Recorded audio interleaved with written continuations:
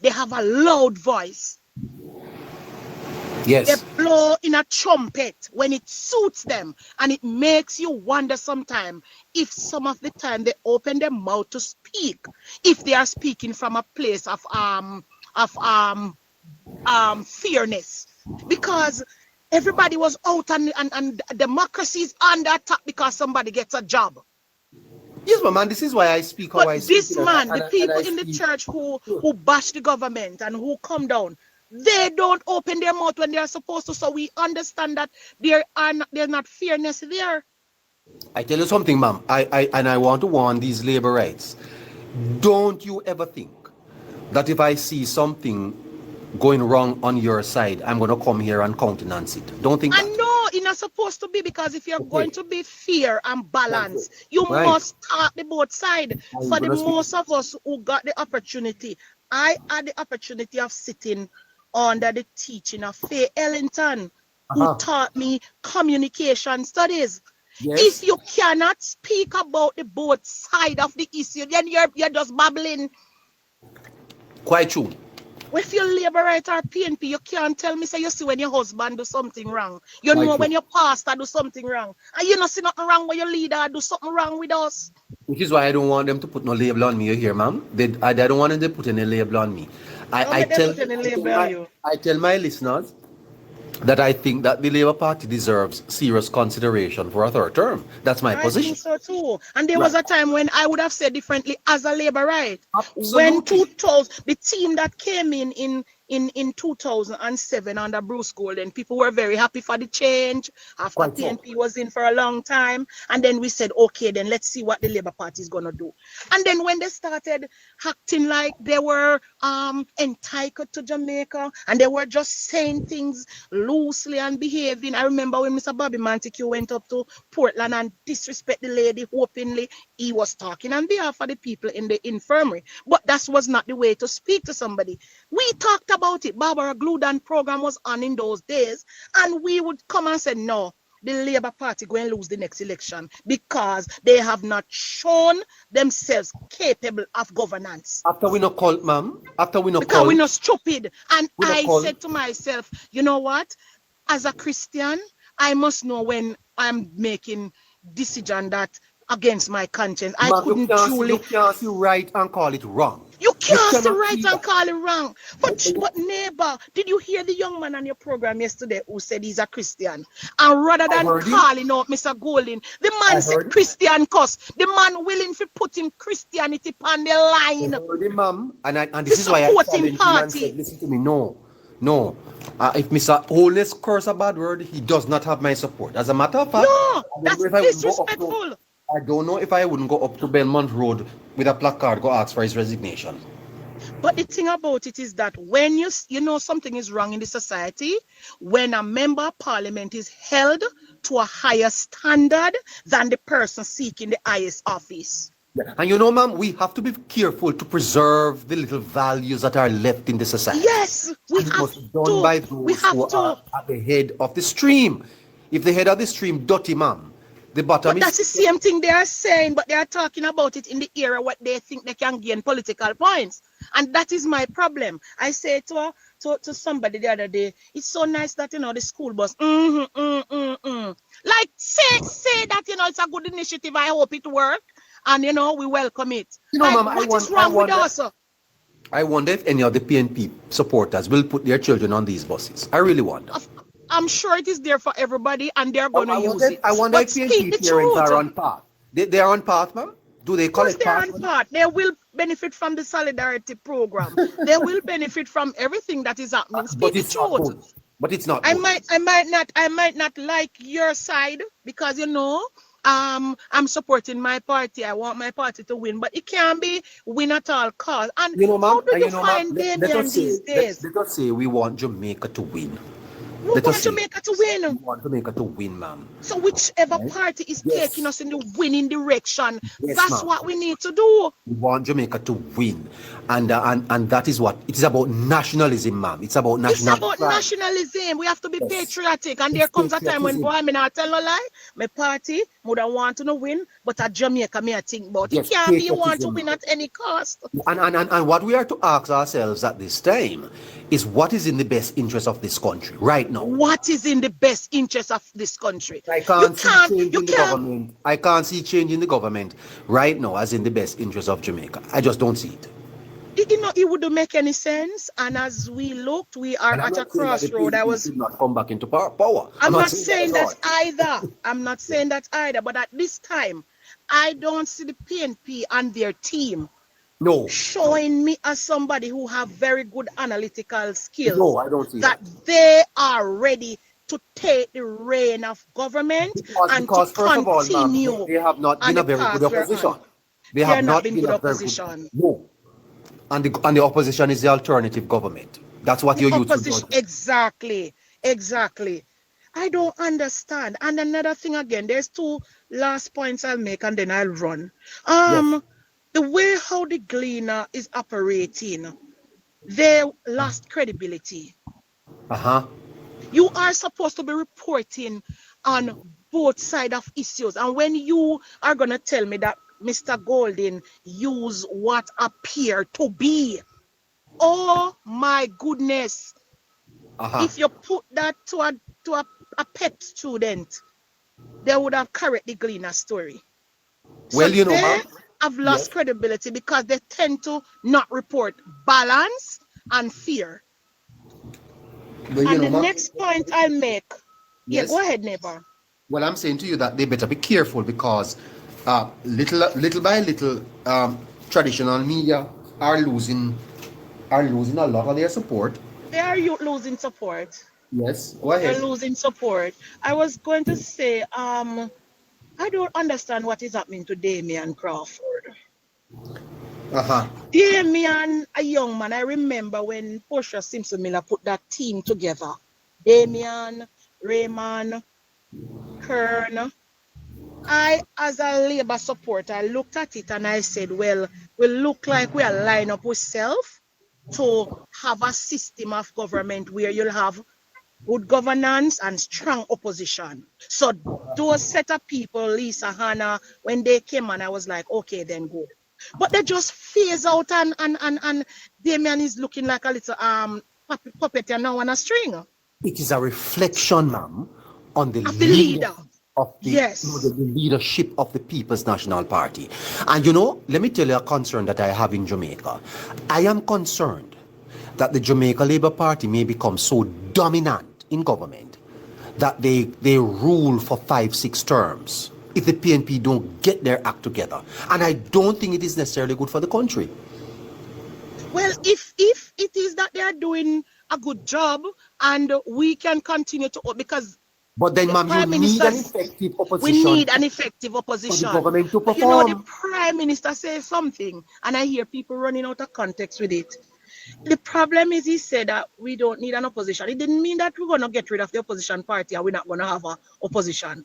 But the people of the Labour Party hold the government accountable to an extent. Yes, but I want the Jamaican people to understand that governments do better when oppositions are effective.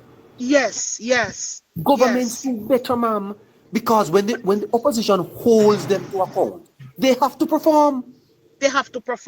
But this opposition is not holding the government to account. This opposition is tearing down the country at all costs. Which is why I sometimes wonder about their crowds that follow them, man. Because I wonder if them, the Jamaicans, is what they are seeing in them that is so attractive. Because this opposition here, boy, I don't know. This is the worst I've ever seen it. The worst one. This is the worst I've ever seen it. Because when Damian, who is supposed to be taken seriously, Damian should be poisoning himself to take over the People's National Party because he have leadership aspiration. No, but I think he's damaged.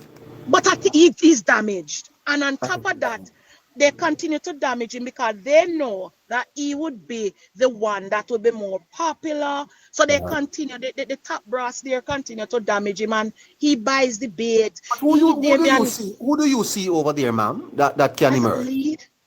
Oh my goodness. Look carefully. I'm looking. Look at the front bench. Front bench has there now. Out of the four, the Lisa is gone. Yeah, but she can come back.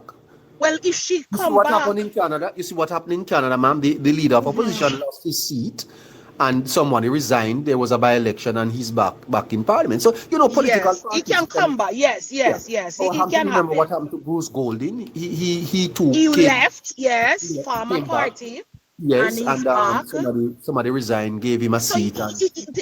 And remember too, PJ went out in a little bit of shamble one time when he said, yes, and he came back and served as so it can happen, but you can't damage yourself too much, because the thing about it is that we have long memory when it come on to politics, and then when you put out certain things, the vice note them keep following you around, people gonna continue to play the tape. You have to be careful. I want Jamaicans to understand that the democracy right now is under threat.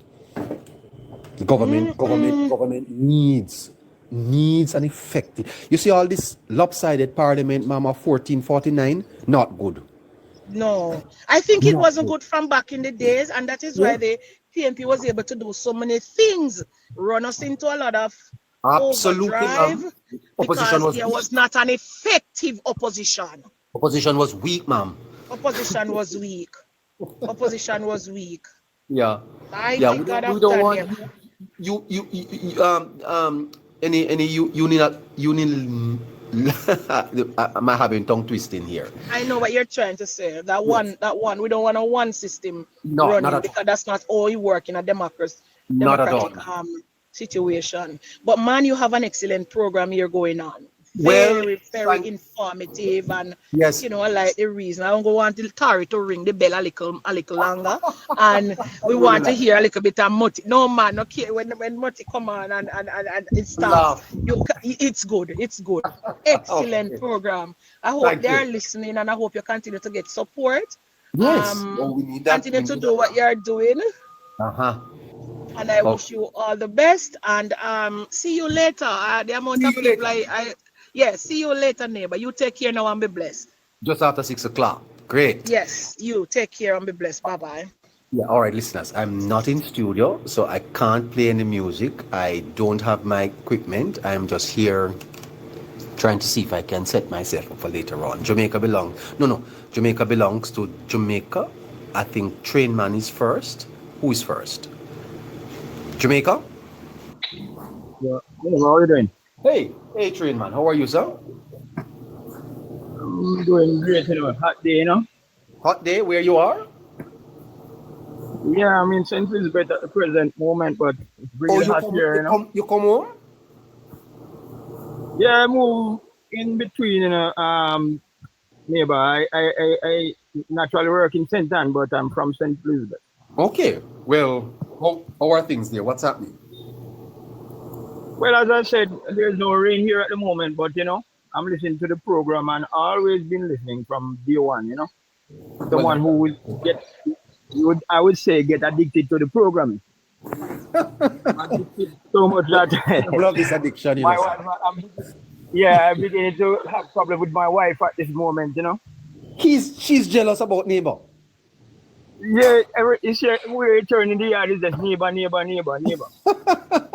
Tell her hi for me. And tell her you're going to be a better man listening to me. I'll prepare you better for her. Because on this program I've learned a lot, Well, that is and I must say that yes, and since I never used to be political minded like that, but since of late I have seen the work that this government has been doing, and I decided that I really want to get more deeper, and these programs, these vloggers that you have here now, they have a lot of information, and that make it even easier for me to have dialogue with others, because of the information that I've garnered over the time. I must say though, but I am a proud liberal. at All this right. moment. Very pro-Labourite. Why? It's because I've seen the work. I have been on earth for over 40 years and I've never seen these type of development, these type of things happening. I have some work to do on my place right now, neighbor, and I can't even get tradesmen to do it because only on the weekend they are available, and sometimes one day in the week I can't get a tradesman right now. You understand? So a lot have been happening over the years. I have the opportunity to travel in Jamaica and throughout Jamaica, and I tell you, everywhere you're going, something good is been happening. You understand? Everywhere you turn, somebody building something going up, something beautiful is happening. You understand? So it gave me the drive. I can tell you this, neighbor. I have never put on a green shirt before, or even a green band. I used to vote Labour, but I have never done it before. And this time, I have everything to match out in green right now to step out. I tell you. Oh, you're going to join the campaign? I have to, neighbor. I have to this time. Oh. I have to vote this time. For the years I've been around, I have never had the urge to do it. But this time around, I am proud about. I'm very much proud of being a Labourite. Well, last night I stepped out in the Labour Party field in Old Harbour. Was a little scared, but boy, I tell you, I've never really been at a meeting like that, you know, sir. Yeah, but neighbor is gonna get better, you know, neighbor. I tell you, you know, because there's a lot of people out here who are speaking. Not really telling you who they are going to vote for, but the intention is there, you know. You see where they are leaning, you know. I can tell you that, you know. I have the privilege to talk to some comrade. I talked to a lady who I know is a real comrade, and she's saying to me that her two sons are JLP.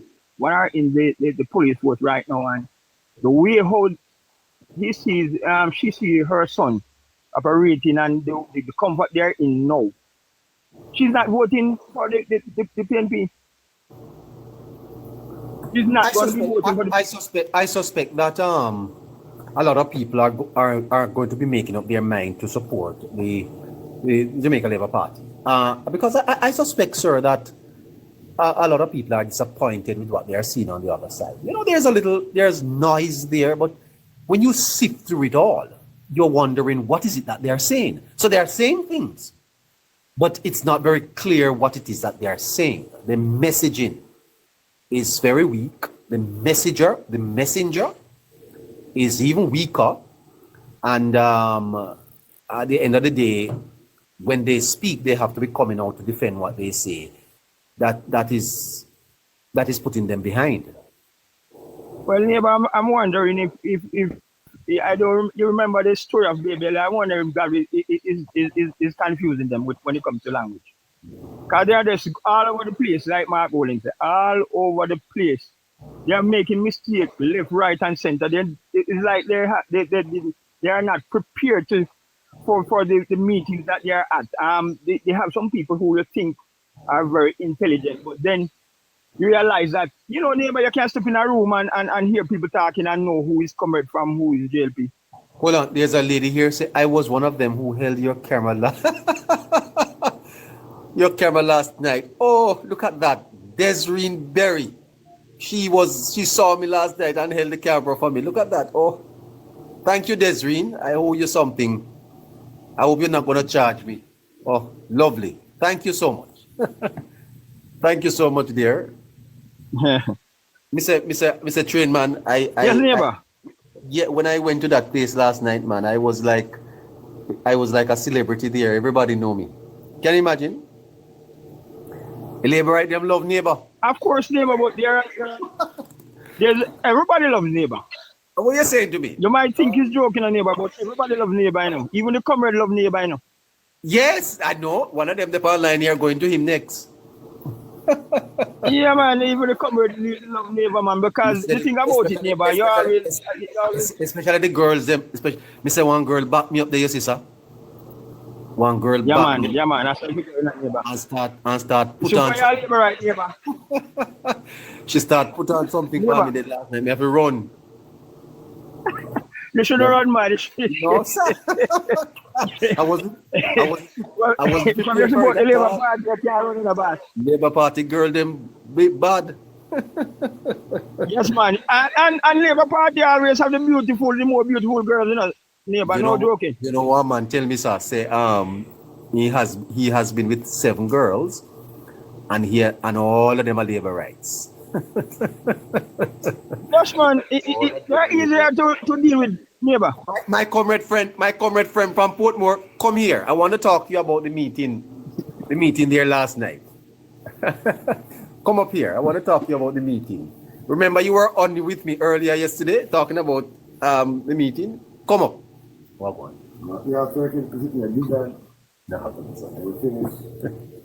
Yes, neighbor. And that's the last thing, neighbor. Yes. Go ahead, sir. You know, I was speaking yesterday. I was out in the town. Yesterday, I was in which town? In which town, sir? Junction Town. Okay. Junction St. Louis. Yes. And I was speaking to my mason, the gentleman that work on my place. And when I look, I saw one of my policeman friend pulled up. And he was making some fun, but I have on my band, my True Jamaica band, you know? Yes. But then he said to me that if I'm selling my vehicle, and I said, no, I'm not selling my vehicle. Yes. Then I said to him, say, is this your car? And he said, yes, man. And I say, you know that I'm very proud of you. Because I remember when you used to have that little old style the way I used to have a fix up for you. Yes. And now see you have a nice car I drive. Yes. And the man turned to me and said, you know that me like have one. And I said, with what? And he said, you choose Jamaica. I said, yeah.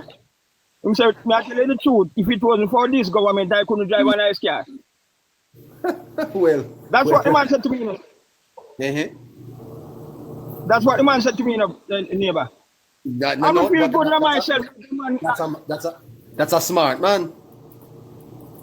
Yes, so he said to me that if it wasn't for this government, that man is not a hypocrite. I could not drive a nice car. And that made me feel so good. And before I said this was the last thing, but the bus issue, neighbor, where I have a lot of people talking about this bus issue. I live in Malvern for years, and I used to live near Hampton High School, between Hampton and Monroe. And I used to see those same buses traversing the corridors, bringing students day in, day out, without a problem. And if I heard somebody the other day talking about corners and terrain. And if anybody should know the road from Santa Cruz to Malvern, those roads are small and curvy. Yet those buses traverse every. Let me tell you something. Let me tell you something. You see, train man, before you leave, you must look at things in context whole. By context whole, I mean, I think that the government, when it started, had a very difficult time because of where the country was economically. And that they have brought the country to a place now where people are beginning to see opportunities. Just imagine with me, train man, if the government should get another 5 years and continue with the progressive agenda. Think about it. I can tell you this. Yeah, continue. In other words, you know if a government is going to do well because of its past performance. And one of the reasons why I do not like the idea of a return to power of the People's National Party at this time is that I suspect, sir, that the path of progress that we are on may either be delayed or destroyed. Yes, sir. As I can say, you know, I named chairman because my job is I am a locomotive engineer. And when one of those when one of those units derail, I can liken Jamaica as one of those units. It's hard to get back up on track. Yeah. And this is what I fear most about the PNP. They get back in power.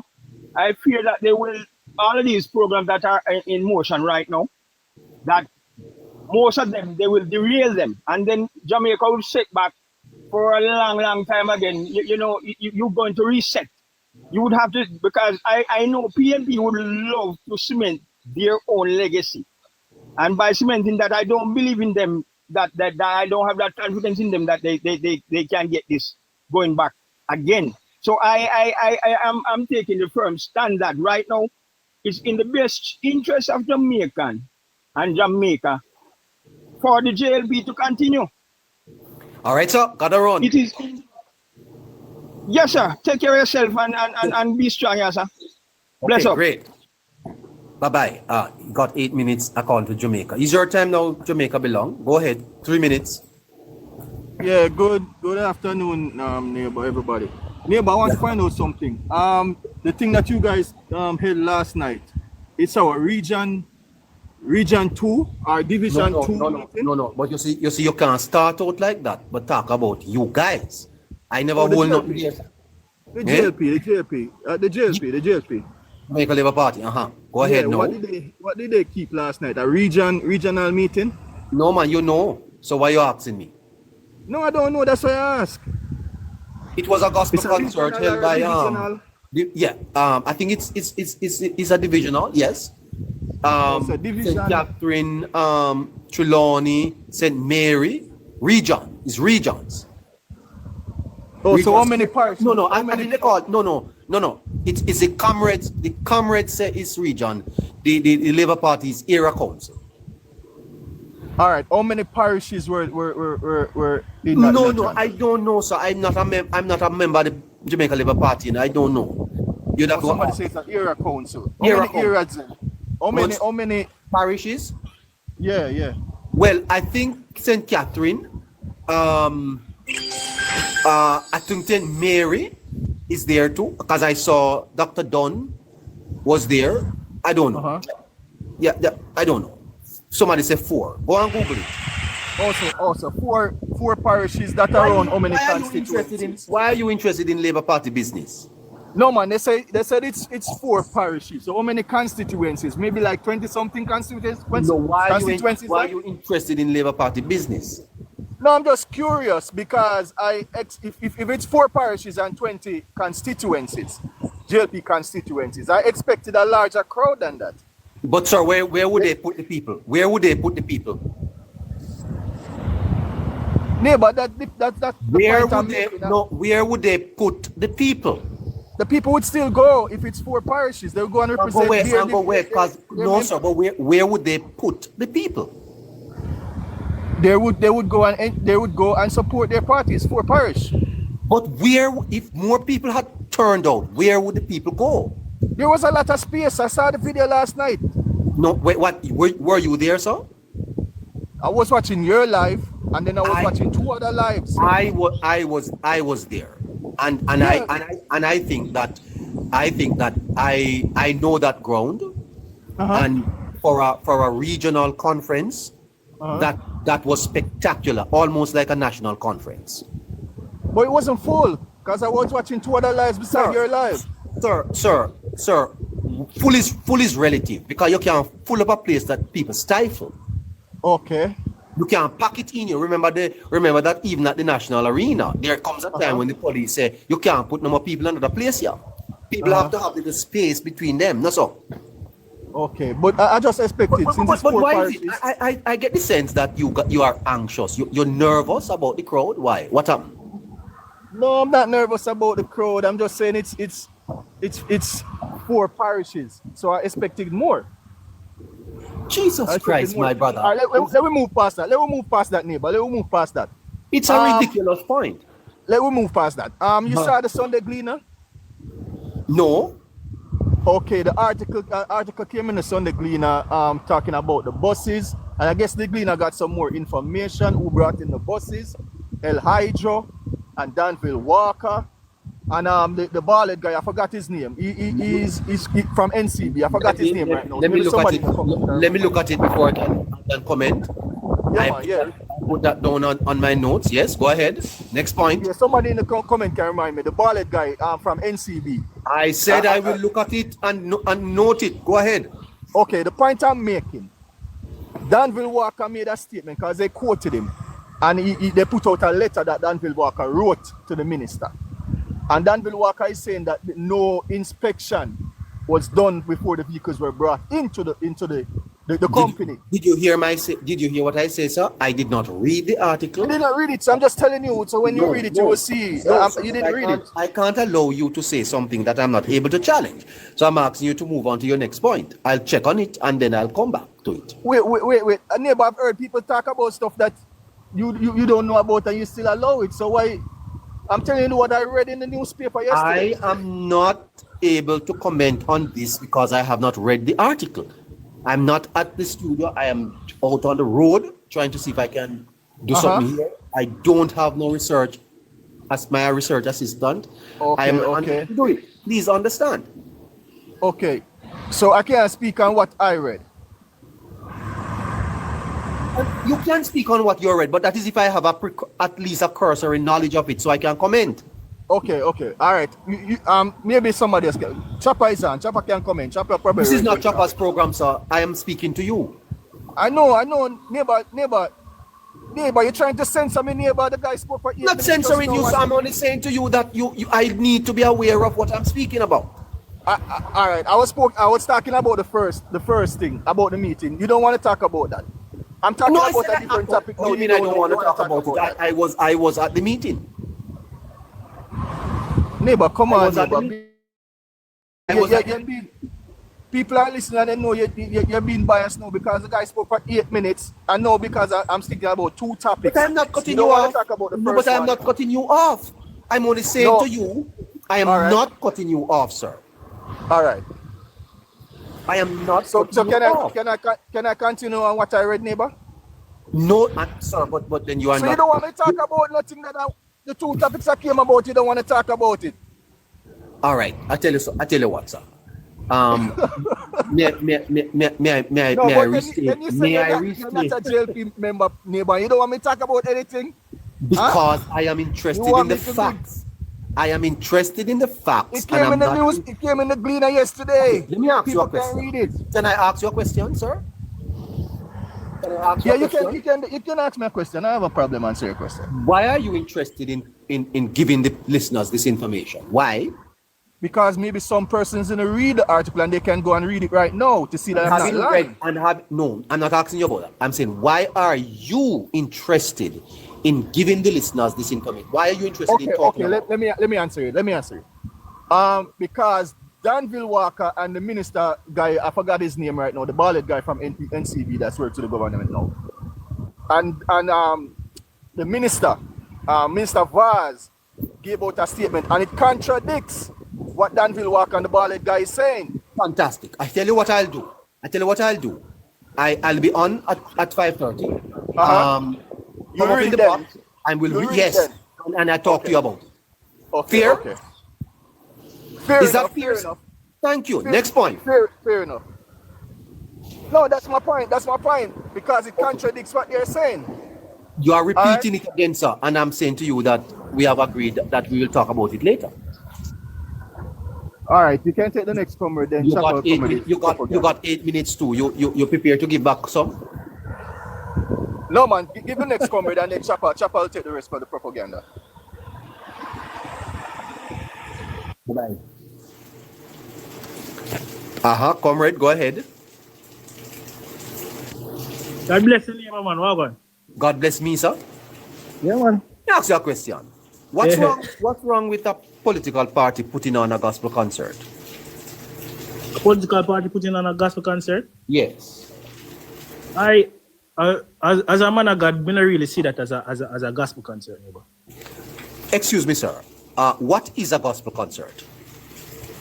All right. First and foremost, neighbor, are you classified that as a gospel concert? No, you asked me a question and I asked you a question. Who going to answer the question? Answer the question, no? Hold on. Hold on. What is a gospel concert? And yeah, Come on, man. very Let's go through. What is a gospel concert? Neighbor. That's my name. I'm asking you a question. What is a gospel concert? Well, as I said, as a man of God, I'm not really classify that as a gospel concert because first and foremost, most of those musicians that are on the stage are not Christian.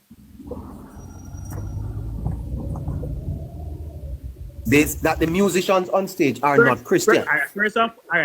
The meaning of Christian is those that follow Christ. First and foremost, you got to repent. You have to baptize in the name of Jesus. You have to have the Holy Ghost, and you have to walk holy. I don't think none of those gospel artists baptize in the name of Jesus. Hold on, sir.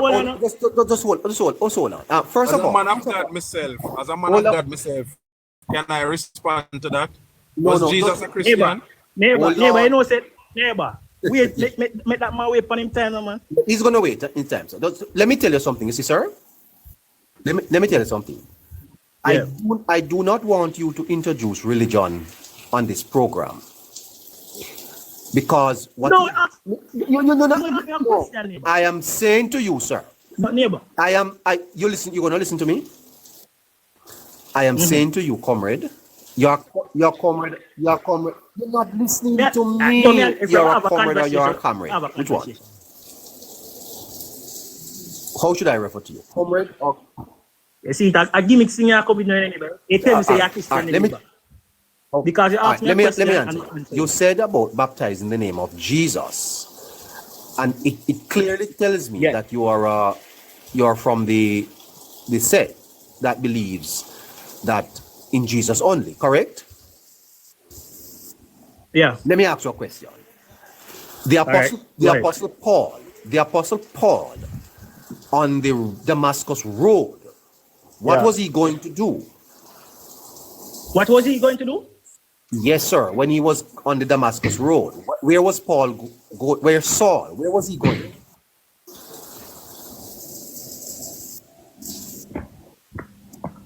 Hello? Hold on, neighbor, you hear me? Saul on the Damascus road, where was he going? What do you mean? Where was he going? When Saul was on the Damascus road, where was he going? You're searching for it in the Bible, sir? Are you searching for it? Well. Hello, neighbor. You're calling me neighbor? I'm asking. Yeah, hear me now?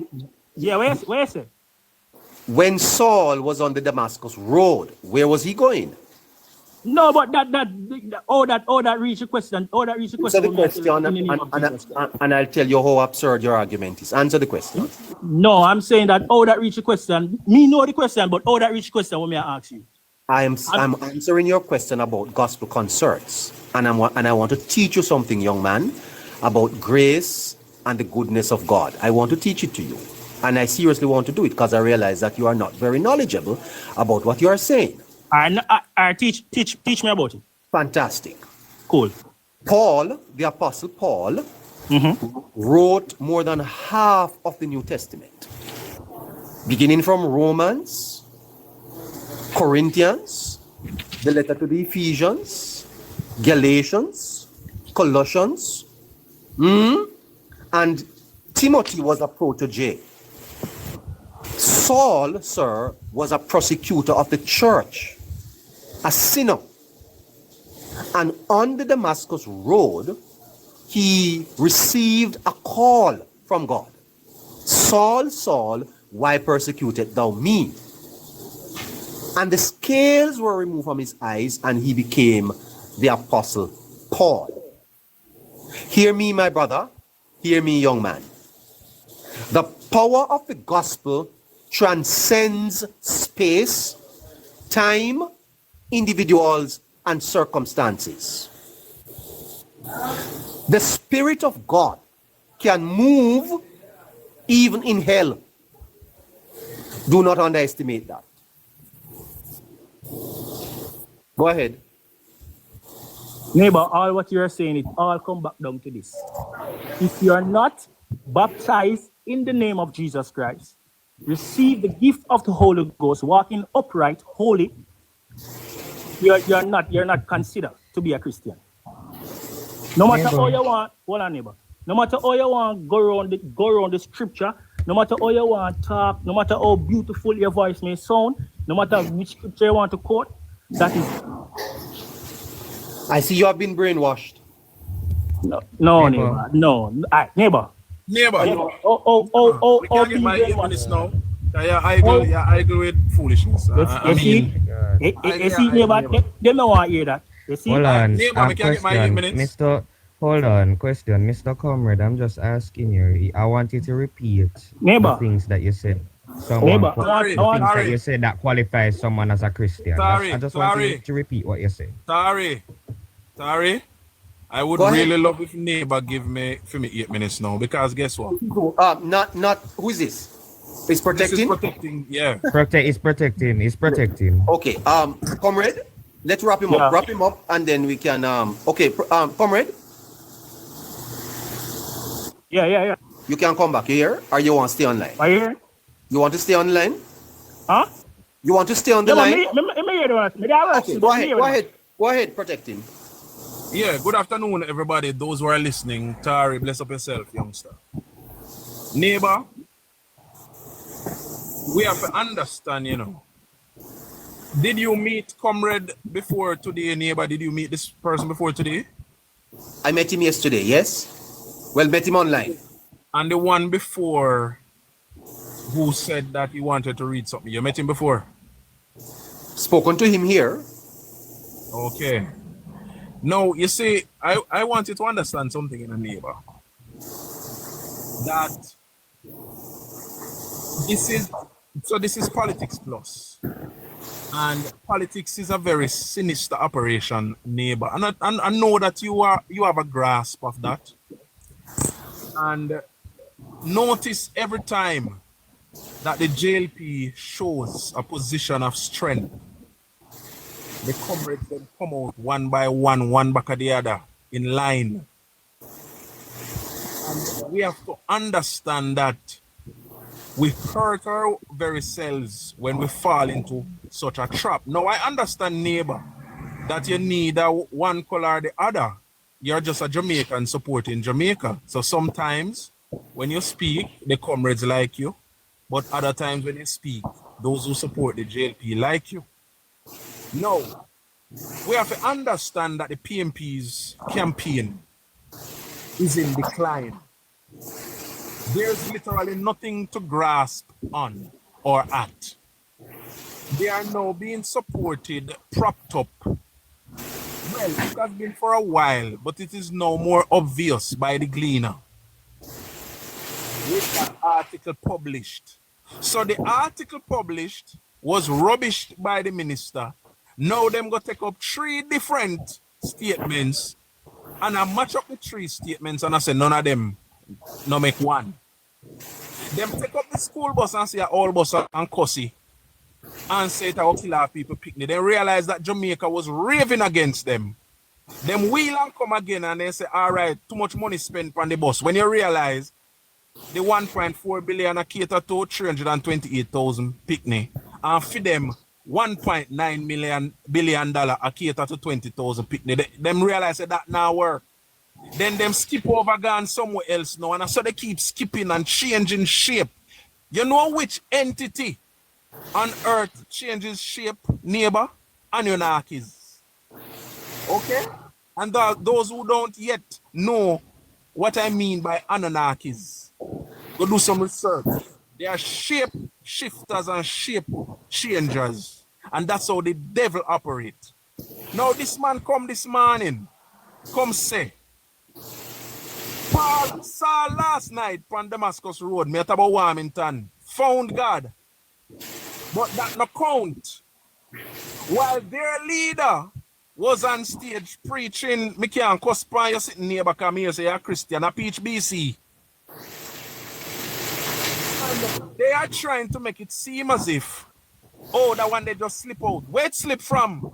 If him not have a propensity for it, where it come from? If you know in a mind and in a heart, where is it coming from? Or it just slip out? Slip out of where?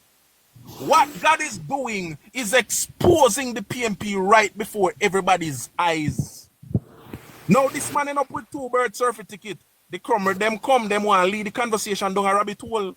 Because guess what? They will not allow discussions that make sense, that hold the PMP and draw them up under the microscope to happen. They will not allow that. This man end up with 2 birth certificate. One of them must be fraud. And if a Jamaica the fraud one come from, whoever gave it to him 2 years ago must go to prison. And this is the situation we come upon all the time. The Jamaica Labour Party had about 4 meetings last night right across the island. And the 4 of them jam-packed and successful. And the Jamaica Labour Party has not launched a campaign yet. The People's National Party's meetings are in decline. Their mission is in decline. Why? They were depending on the Integrity Commission or the Non-Integrity Commission led by Comrade Seymour Panton, Comrade Kevin Stevenson, Comrade Craig Beresford, Comrade Ryan Evans, and they were depending on that to have an election April last year, and it did not work. So there's no message, there's no coherent argument coming from them. Now them gone on Westmoreland going to say George Wright, no in a parliament. If George Wright no in a parliament, why? Show me George Wright on the video when you see a George Wright. Anybody look on that video don't see a who. But because Marky G says so, the man where every time he up me mouth I be a lie come out. Because them see so, then I saw it go. Okay, let's say George Wright must not be in the parliament. Michael Phillips run down his wife, Don Jackson Hill. She naked a beat her. He should not be in parliament either. Nita Garvey beat up the last man where she have a divorce. Beat him up gas station. She must not be in parliament either. Angela Brown Burke beat Paul Burke. Him a fear in a cellar, asleep in a doghouse. She must not be in the parliament either. Is that so? Neighbor, when you come on your platform and when you come on your page, you have serious conversations. Let me tell you something. It is like pulling teeth and trimming myself using my fingernail. If you listen to the PMP them. Now they want to take the high road of religion and Christianity and spirituality. Or baptize in the name of who? Man who no go chuck off in a Mark Golden BC River. And the pan where my build along a Portland and put people to live round a swamp corner. Who no go down, they go take a dive and go cool out. A time now for Jamaica move forward and any discussion must be about Jamaica moving forward. Last night was a resounding success in a whole Harbour. Upper Julian Robinson was a resounding success. Down at South Manchester was a resounding success. Comrades, who no go on over caution platform, go chat fat. We don't want it over here. Me 8 minutes must be done now. Yeah. Neighbor. May I ask you a question? Sir, hold on before you come back. May I ask you a question? Protecting gun? No, you can't ask. You can't go ahead, neighbor. What I am asking you protecting is, don't you understand that the PNP will play a little politics?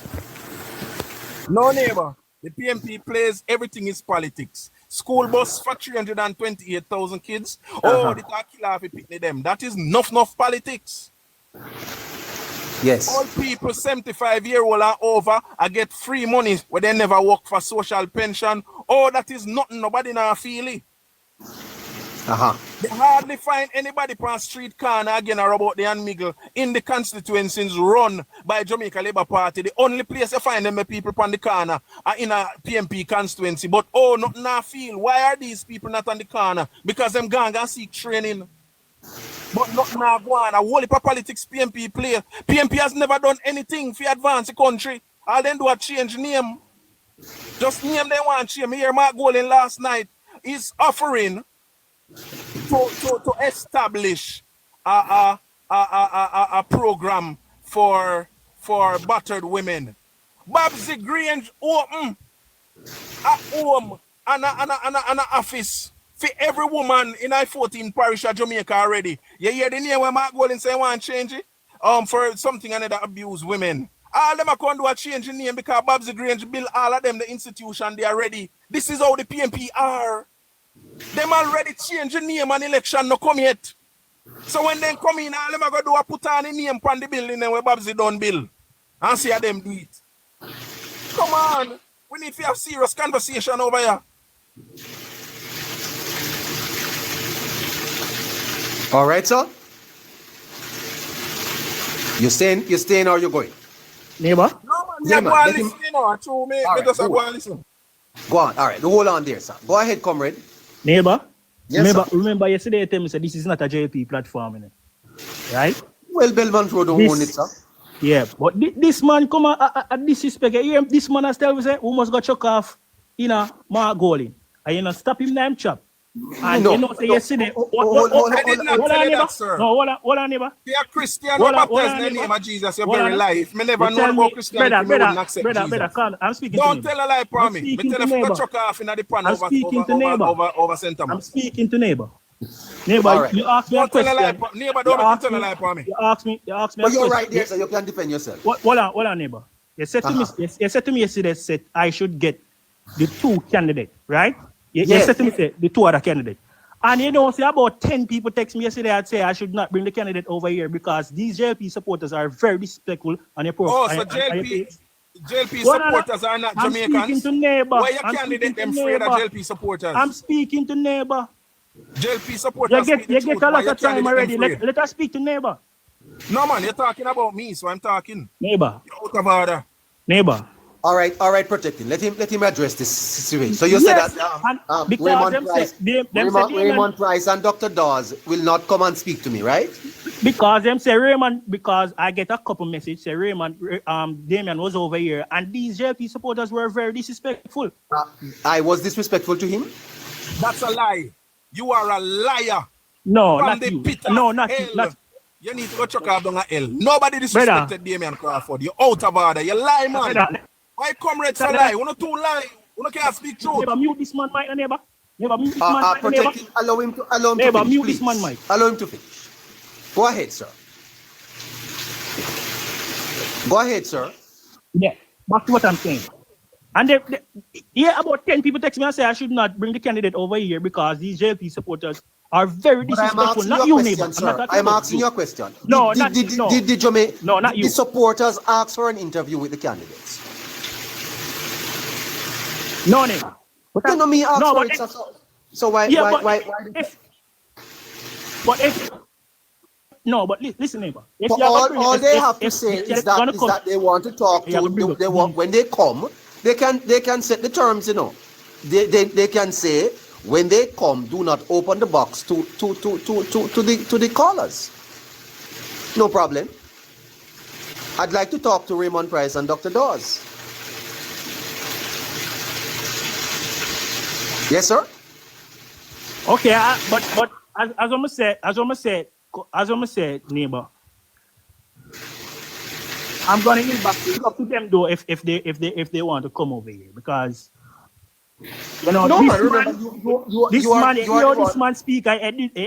Listen, neighbor. This man is speaking very disrespectful to the member of parliament and also the opposition leader. I never stop him say, listen, stick to the point what you are saying.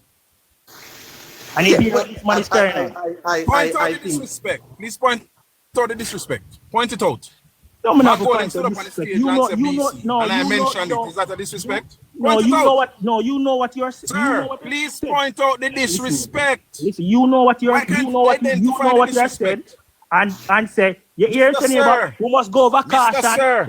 We not follow up them argument. Mr. Sir, hold on, no man, nobody change the argument. No, what you said. Mr. Shapeshifter. Listen, I rebuke that in the name of Jesus. I rebuke that in the name of Jesus. I'm not a shapeshifter. You are a shapeshifter. I'm not a shapeshifter. All I'm asking you to do is identify the disrespect. Mr. Golden disrespected himself, and all I did was highlighted what he did. He disrespected himself, and he continued to disrespect himself. He continues to be drunk on the platform, disrespecting himself and the Jamaican people, Point out the disrespect that I laid out to Mr. Golden. Just point on it, please.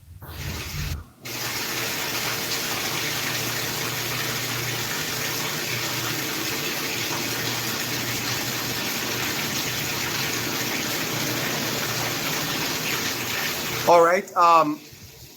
Who else we have here now? Boy, sometimes it gets a little rugged over here, listeners.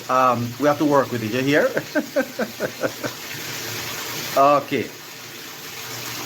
Boy, it's politics time. It's gonna get a little rough. You can bet on that. You can bet on that. Jamaica girl. Who else is on the line? Please.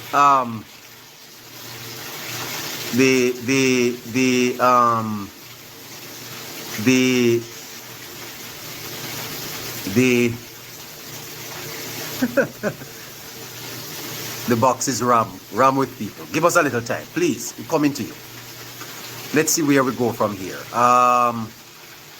Let's see where we go. All right, let's see what's happening. There. Okay, Jamaica girl, put somebody up for me. Let Tari remain with me, please. It's 2 o'clock. Who is coming up? Give each person 3 minutes. Let's see what's happening.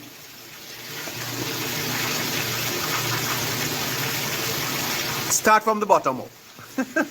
That's all right. Let me see if I can help somebody out here. Caribbean girl. Caribbean girl.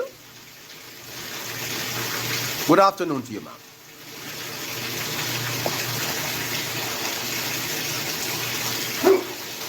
Caribbean girl, good afternoon.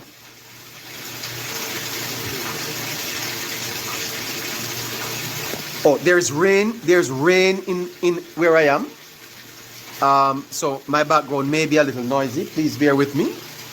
There's rain where I am. Okay? Noise is very bad, I understand. Okay, sorry about that. Tari? Tari? Yes, neighbor, I'm here. I'm going to close my microphone. Please go ahead with the guests until I'm able to take the next. Go ahead with the guests. All right, no problem. All right, Jamaica girl, who do we have? All right, so this seems to be Mama Six. Mama Six, are you here? Mama Six?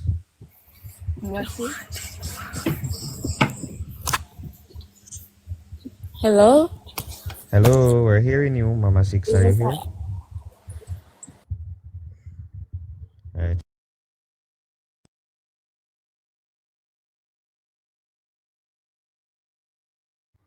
All right, we have Abuka Moses. Are you hearing us? Abuka Moses, are you there?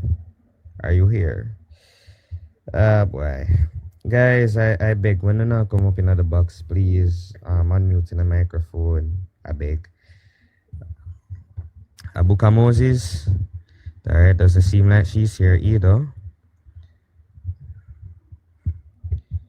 Doesn't seem like she's here at all.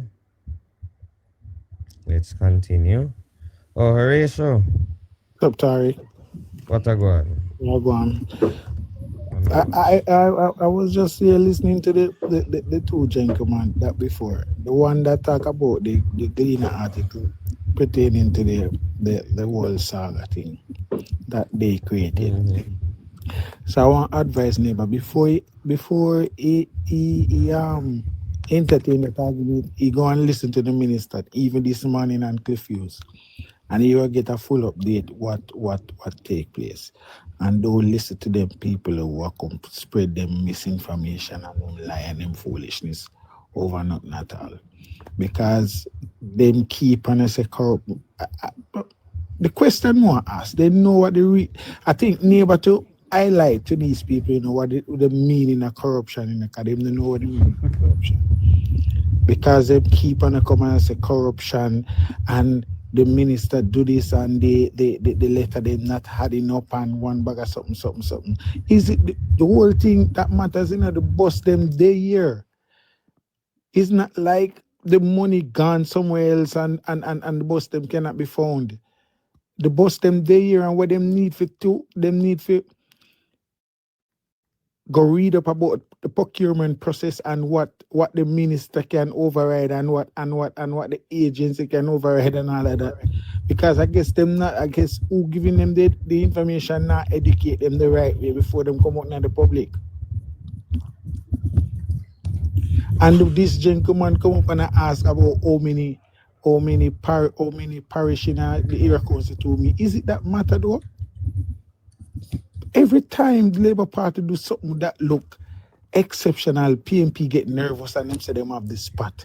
Had them have it pat, them the need for be running around and worrying about how many parish in a area council too and all of that. Them just supposed to just relax and wait for the Prime Minister to please himself and call the election. But Horatio, you know what I cannot understand for the life of me? For a set of people who say that they have the momentum and consistently believe that they are ahead, it's mind-boggling to me that they are worried about a crowd. Terry, when I hear them on each and every platform or anywhere and any radio station, and they're worried more than Labour, right? They are so worried. That's the reason why I just want the Prime Minister hurry up and do what I do and just relieve them, because honestly, I think he must suffer them too long.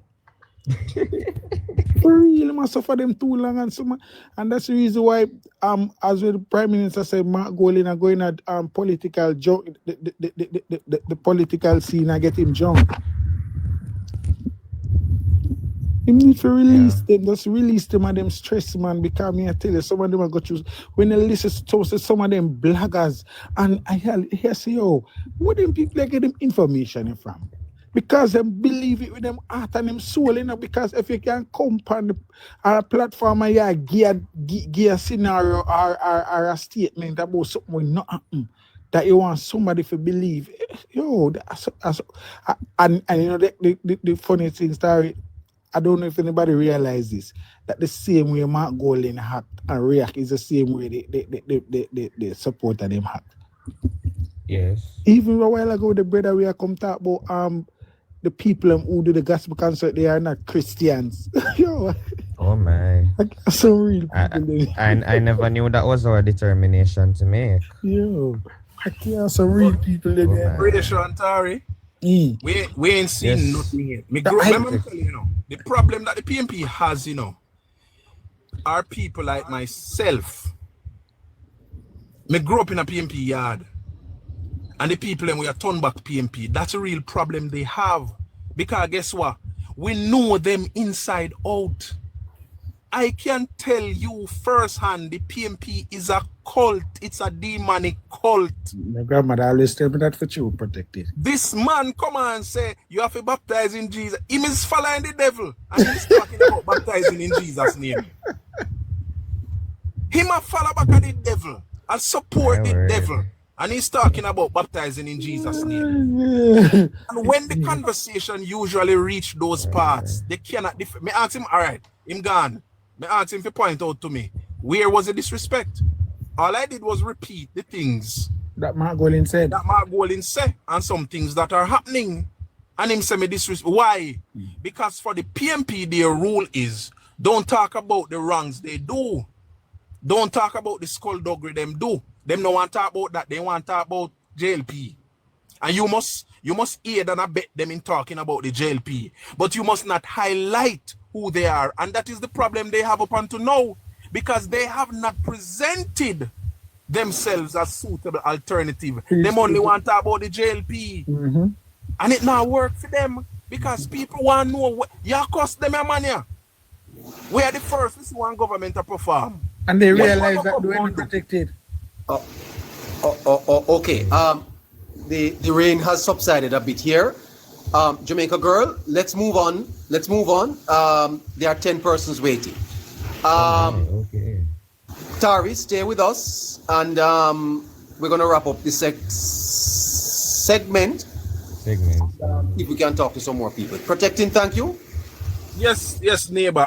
Well, before me go, neighbor, I go and listen, but just before me go, the people who are listening, The 300 and change at intervals. Because I know people are checking in and I check out because people they are working all about. Where we are now in the PMP's election campaign, because the JLP have not started the campaign yet. So where we are now in the PMP's election campaign, they were not expecting to come down to this point in a campaign. They were expecting that already an election would have been forced and the people of Jamaica would have been idiots enough to vote them into government. So right now, they don't have an answer. They don't have a strategy for the real election. And the people you are looking on, nothing is happening by reason of chance. The real belly of the PMP is now being exposed. What right now you're seeing before your eyes, what the PMP is really made of and what they intend to do and to be. So just imagine a drunken Mark Golding appearing at the UN General Assembly, and when it is his time to speak, the speaker's picture has to be put up on the main screen.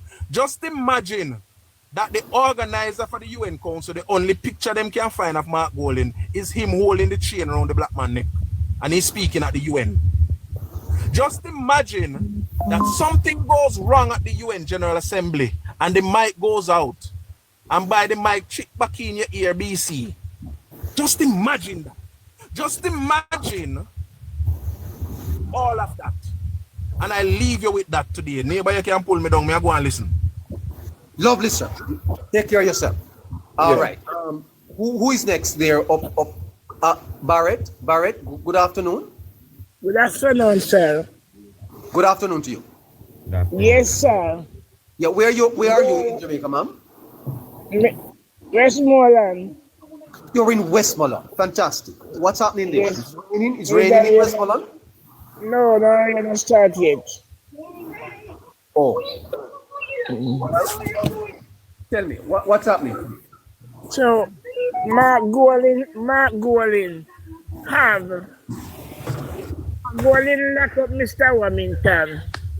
And then Mr. Warmington, Mark Golding cursed the most bad word because I listen from my phone day to days.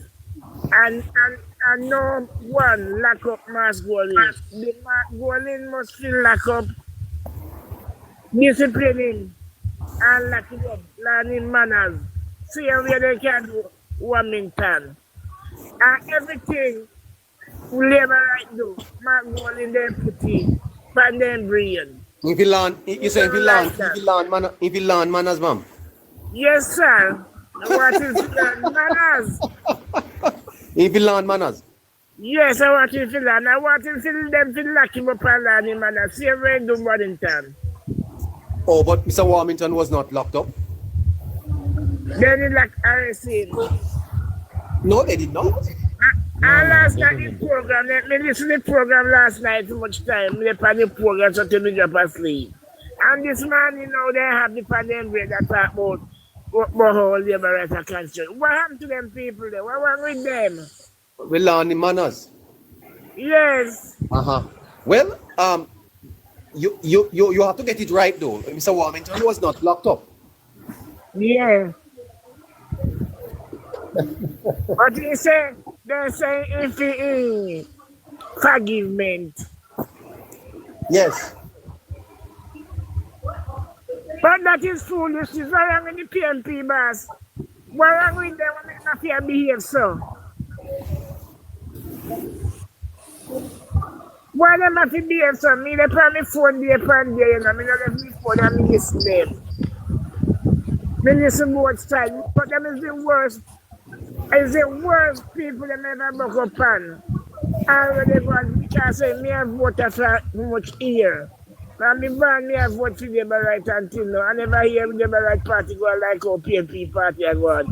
Mark Golding if you go back in country where I come from. Because Mark Golding text chain and tie a man neck. And me see it from my phone. And if you go back here, we do it again. We don't want Mark Golding in Jamaica here to make no problem. If you go, you make you go back in country. How old are you, mama? Me are 73 and now, sir. If I'm in Barna Labour, like me, I vote for. You use a rock stone. Yeah. You see, I got labor right. Yes, sir. Yes, sir. Okay. I'm tired of them. I just So tired of them. you love Andrew, you love Holness, ma'am? You love Andrew Holness? I am in. Me tell you how me can't see him. I'll go for my phone, me can't see him. Me tell you me there if you pay them. You think the party is going to win a third term, mama? Third term right now, me a red pan. What you saying to me? How much people you have at your house to vote? About 8, sir. 8? Yeah. All of them are going to vote Labour? Well, me not gonna follow them, they go vote. They decide them and 8. Yeah. So you like how Jamaica go on here now, not true? Yeah, man, how you mean? Well, let's love how Jamaica go on, man. I go on now because they pay me phone and I say everything we are going. Who buy your smartphone, mama? Where your husband there? I'm my son said he can't give me fanfaring. Where your husband? Where your husband there? He's gone out the street. He's gone out the street, sir. A young man you married to? A young man? No, I see him age now. Oh, you don't want no young man? No, sir. No. I tell you. No. Okay. Alright, sir. How many children you have? I have 8 children and one dead left 7. Oh, wonderful. And I have 20 grandchildren. I have 34 grandchildren, great-grand and grand and great-grand. Yes. Well, Almina, your name? Almina? Yes, Almina. Almina, what you say? Put the X beside the what type of bell? Not the bell. What type of bell? Jamaica bell. I tell you. All right. Tiago bell. Prepare yourself, Almina. Okay, sir. Thank you. All right. Well, that's fantastic. 72-year-old lady. So she doesn't wait to go put her ex beside this a Warmington bell. I tell you. Boy, Westmoreland, come along like a jolly prom. Jamaica girl, who else we have there? Boy, were you in Old Harbour last night, brother P? Were you in Old Harbour, brother P? Oh, neighbor, good afternoon. Hold on, brother P. Moya. Yes, neighbor. Good afternoon. How are you? Hi, neighbor. Good afternoon. Are you hearing me? I am hearing you. Where in the world are you? I'm in Kingston. Is it raining in Kingston? No, it's not. Well, it's raining. It's a bit overcast, but not raining. It's raining in St. Catherine and been raining for a little while now. The time is still hot. Yes, it is. What's the temperature in Kingston there now? 32 degrees Celsius. That's warm. Well, yes, it's warm here. Were you in Old Harbour last night? No, I was not. I wasn't.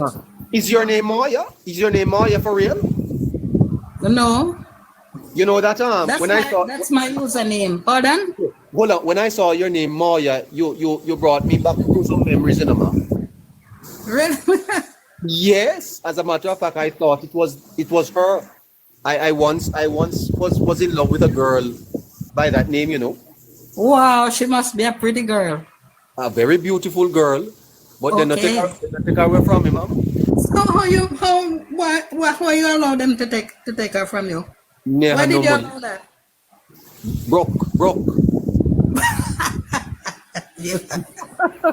What? And no woman no want a broke man, you know that? That No she woman said. no want a broke man. Broke my heart in pieces, ma'am. So when I saw Moya here, I said, my God, she come back. But I know she. Hello, she. Yeah. I hope you're not like that Moya, ma'am. I don't think so. So. Okay. Okay. Yeah. What's on your mind? Where's protecting JA? Big up protecting JA if you are still listening. I love when you're on this platform. Protecting JA. Big up. Neighbor, I heard this man talking about disrespect. I was on a live yesterday, and they were talking about how Mr. Holness' mother was a go-go dancer. His wife was a go-go dancer. Don't even repeat that, ma'am. Don't even repeat that. But that is disrespect, don't it? Isn't it? Well, Isn't it's it distasteful. Yeah. Madam? It is distasteful. Let me tell you something. I got very emotional when I come on this platform, because of the things that they said about the man, and everybody want him a thief. And no, neighbor. When these comrades come on your platform and started to talk, beggar, don't accommodate them. Just run them for me now. No, I tell you something, ma'am. I'm trying to be very civil. I try to be very civil. I want people to have discussions, and although their views may differ, I think we can be civil, and but I agree that sometimes it's ridiculous. But I find it funny though. What?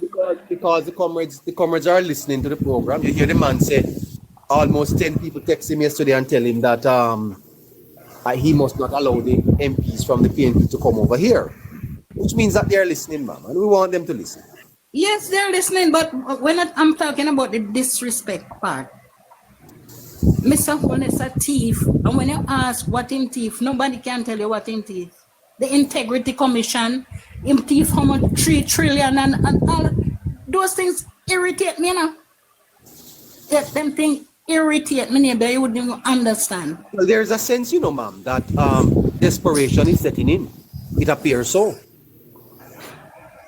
That you're just throwing certain things now and hope that something will stick.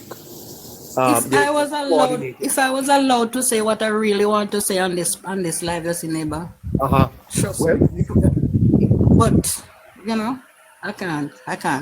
The things that I really want to say, I can't say them on your program. So I'll just leave it alone. I understand.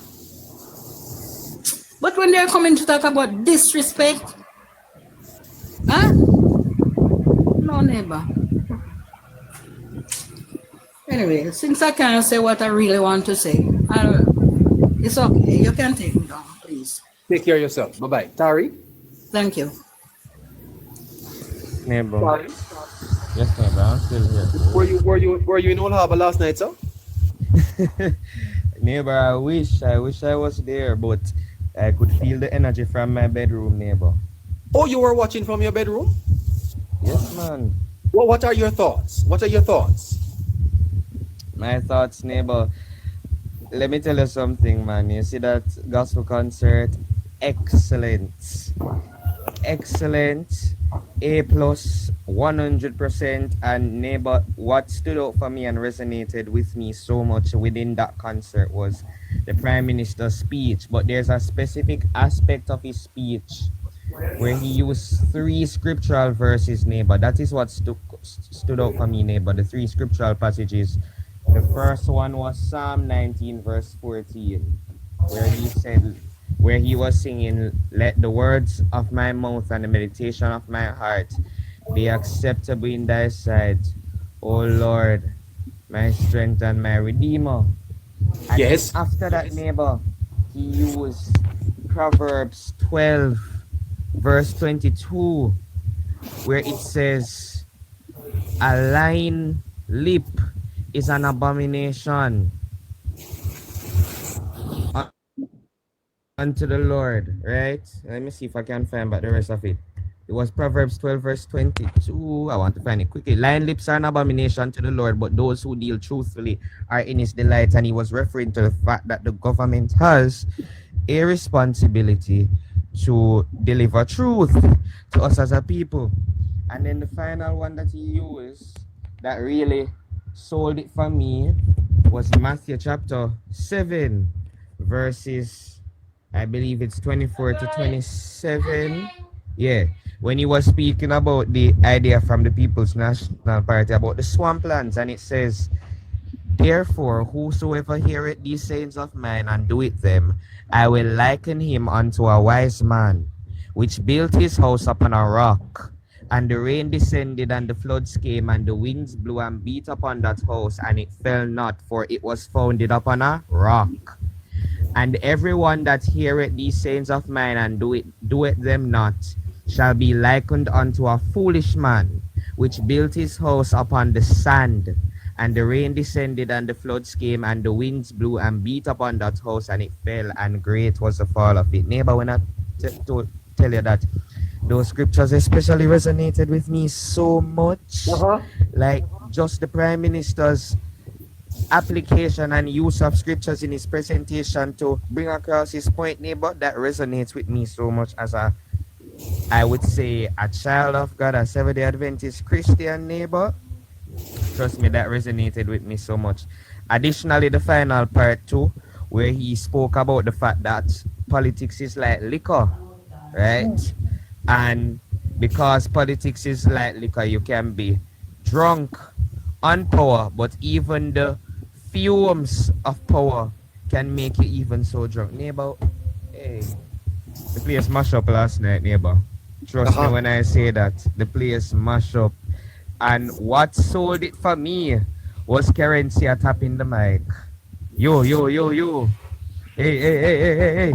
Yes. Yeah. Let me ask you something, Mic Carl. check. As a 17-year-old, I think it is clear that you are a strong supporter of the Jamaica Labour Party. But as a 17-year-old, hearing a prospective Prime Minister on stage, that's a wet on you. Yeah. How does that make you feel? I just dragged it away. Thank you. The prospect. How do you walk? As in Mark Start some more. Yes. Yeah, so sweet. You know, neighbor, I made a quote last night, you know. And I go the quote is the quote in essence explains how I feel. And this is my quote. Me are the baby father for the quote, right? So nobody can thief it. Copyright. Yes? Alright, so it say, I don't judge a man by his unconscious erratic movements, but by his conscious choices, actions, and decisions. However, when those erratic behaviors are as the result of a conscious choice, like choosing to get drunk or acting recklessly, then judgment is warranted because the root was deliberate. You wrote that, sir? Yes, I wrote that. That's my quote, right? And this, in essence, explains how I feel about what was said by Mr. Golding, Mr. Mark Golding, in the sense that whether Can you read it again for me, sir? Please. I'm gonna read it again. It says, I don't judge a man by his unconscious erratic movements, but by his conscious choices, actions, and decisions. Hey, Navi. However, when those erratic behaviors are as the result of a conscious choice, like choosing to get drunk or acting recklessly, then judgment is warranted because the root was deliberate. Yeah. Well, and neighbor, I don't know if he was drunk, you know. I hear some people saying that he was drunk that night. I can't verify that. But what I can verify is this. You would have made a conscious choice. I mean, yeah, you thought the mic was not working and you probably bawled it out of frustration, but you would have made a conscious choice or decision to slip out the BC on the political platform. Additionally, if it is that it was an unconscious decision, right? The fact that it would have been, well, this is what some persons are saying, I don't know of it, but the fact that this would have probably occurred as a result of a conscious choice, such as deciding to drink alcohol or whatever it may be, right? Judgment is warranted. And my view, neighbor, is that, you see, as a leader, you have to be clear, you have to have clarity, you have to have strength, you have to have, you know, you have to be cool, calm, and collective in moments of pressure. You can't cave under pressure, right? You have to stay level-headed, right? And the reality is, we cannot necessarily have sympathy, right, for these type of people, because leadership is a serious thing, right? So my belief on this matter has always been that, listen, if you cannot be cool, calm, and collected under pressure, I don't think you are suitable at this point in time. I am not going to try to lead the country, because I am not going to be sympathizing and say, well, you know, it's just out of frustration, you know, people say curse words before and bad words before. Ain't nobody say a curse word around here before out of frustration. And I guess what, I do understand that. But a leader must display the characteristics of being cool, calm, collected, and sober under pressure. Yes. Well, a leader must have those qualities. You are right. You're quite correct. There's a guest online. You want to talk to her? Go ahead. Sure, no problem. Wife, mom, boss. Wife, mom. Wife, mom, boss. Or is it Brother P this time? Did we talk to Brother P already? Yeah, I think we had spoken to Brother P already. Is wife, mom, boss on the line? Are you hearing us? Your mic is unmuted, so you can just speak. Or maybe it's muted. Wife, mom, boss, hello, are you here?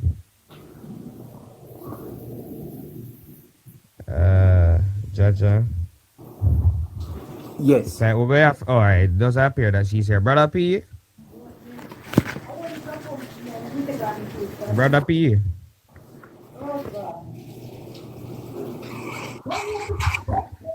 Let me have to knock the mic, man, to see if the mic will work. Brother P, are you here? Doesn't seem like Brother P is here at all. Churchill. Yes, sorry. I was just Churchill, what a go on? I was just listening to you, man, and I agree with what you said.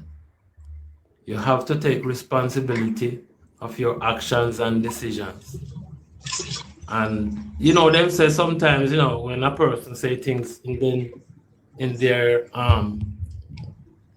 state of stupor or something, then they have in mind already, right? It was in them already. Yeah? Yeah. So you're so right. The decisions you made in your conscious state, whatever happened after, you have to take responsibility for that. And you should be judged by that. So I agree totally with you. If you don't mind, there's something else I want to talk about. Yeah, man, go right ahead, man. And that is the so-called campaign that the PNP is running. I think it is highly disrespectful of the PNP for running a campaign that is not directed, it does not contain what they're going to do for the country should they become the government. Really, sir? How so? How so? Because you have to give the people something to vote for. It cannot be just a negative campaign against the other party. It has to be something that you're offering, that you're going to do better than the current government, that you're going to improve the life and conditions of the people to whom you wish to represent, yeah, and to govern. So when they come and offer all these negative campaign, it's not offering much, and I think it's disrespectful to the people. I see. But Churchill, I even ask you this question because, you know, sometimes we've heard the saying that governments don't necessarily get voted in, they get voted out. And we have seen sometimes campaigns in the past where the opposition would have tried to capitalize on the quote-unquote misery index of the people, or they would have tried to capitalize on the feelings of the people, and they say that they're gonna do all of these, grand and glorious things. So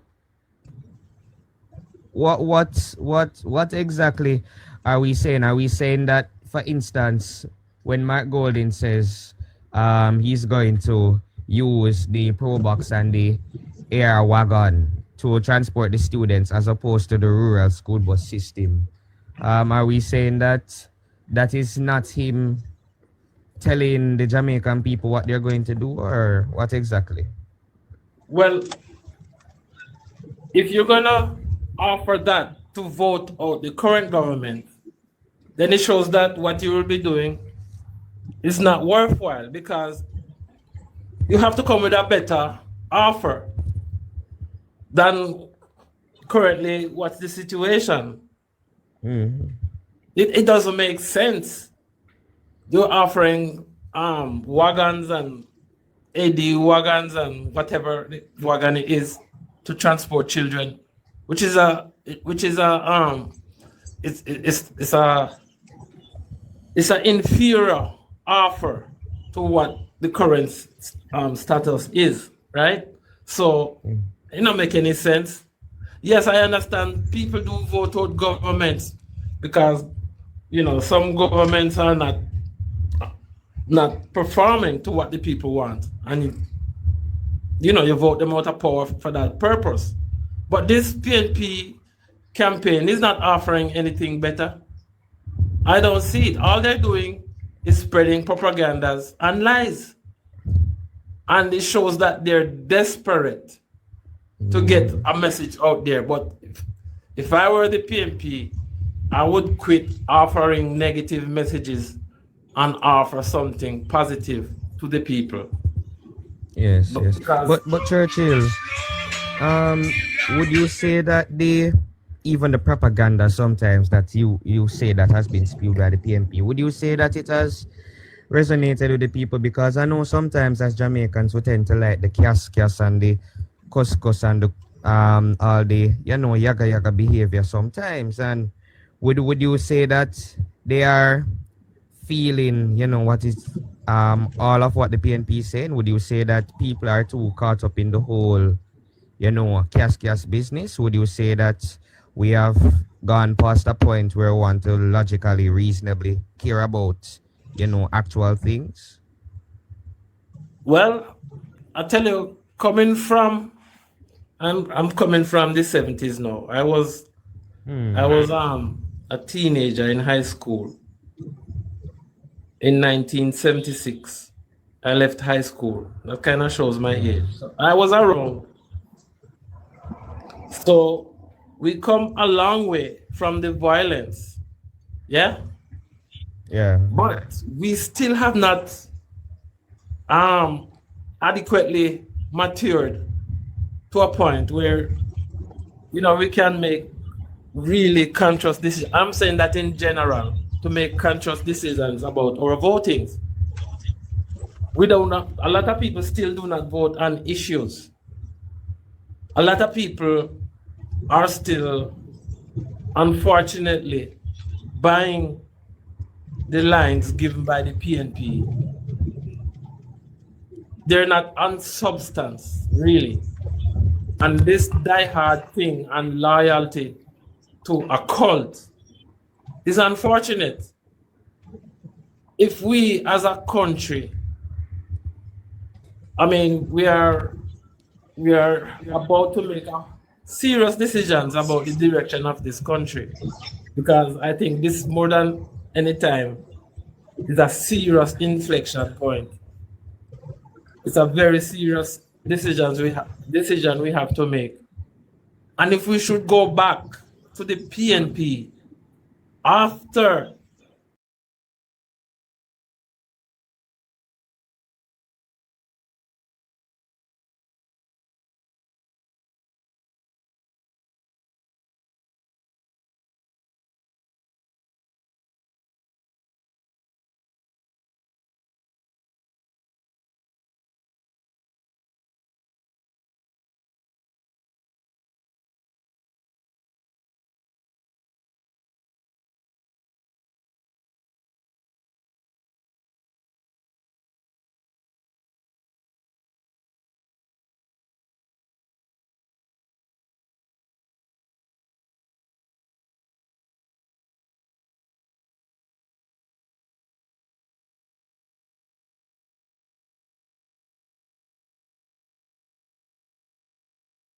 administration, which doesn't say much for them because previous PNP administration didn't do much for Jamaica. So how come these are offered? What are they offering? Yes. Well, all right, Churchill, we're gonna have to leave it there for you. We have other listeners waiting to join on, but glad that you provided your 2 cents. Bless up yourself, man. Yeah, man. Blessings. Yes. Showski. What a go on? Nothing much. You good? Yeah, man. I'm there, man. Listen, man. Concur with the previous caller, you know? PNP idea them not properly thought out. So even when you ask him about what Mark Golding said about the taxi involve the taxis, they can give them a stipend of 2,500. That will only benefit 20,000 kids, innit? So he wouldn't be far reaching for the same money. So it wouldn't be the same effect. So I think the current PNP administration lazy, bro. Never done the form of homework and how you can make Jamaica a better place if you do get a chance to run Jamaica. So you were just campaigning and trying to get Jamaica to run on default. I'm sorry, Showski. Is it that they are lazy, or is a miscalculation of Jamaica? Is it that they are lazy? No, neighbor. They miscalculated what Jamaica would accept. Well, neighbor, I would say lazy, neighbor, because being in opposition so long, and for 8 years or 9 years, you're supposed to have a strategy, like when Bruce Golding was trying to be in power, innit? You see how Bruce Golding come when he was having a speech, the whole nation listen. You get me? So PNP party, they didn't do any work, neighbor. Lazy, bro. They don't have the passion, neighbor. So they're not abreast with what's going on in society. Just like how I see the Prime Minister abreast with what's going on. Way different. What you think? Tari? Yes, Showski. So you say that you think the People's National Party is lazy with their ideas. I want to go back to something that you pointed out previously about the 20,000 students. You know, I costed their plan for the 20,000. I took what they say 2.5, right? Times the 20,000 students times it, assuming that there are 40 weeks within a school week, and I costed that and at the start of in the school year. Thank you very much. And I costed that, and that came up to about $2 billion just for the start of their program. And if you add on the extra additions in the, I would say, the continuation of their program, it would then go up to $3.3 billion.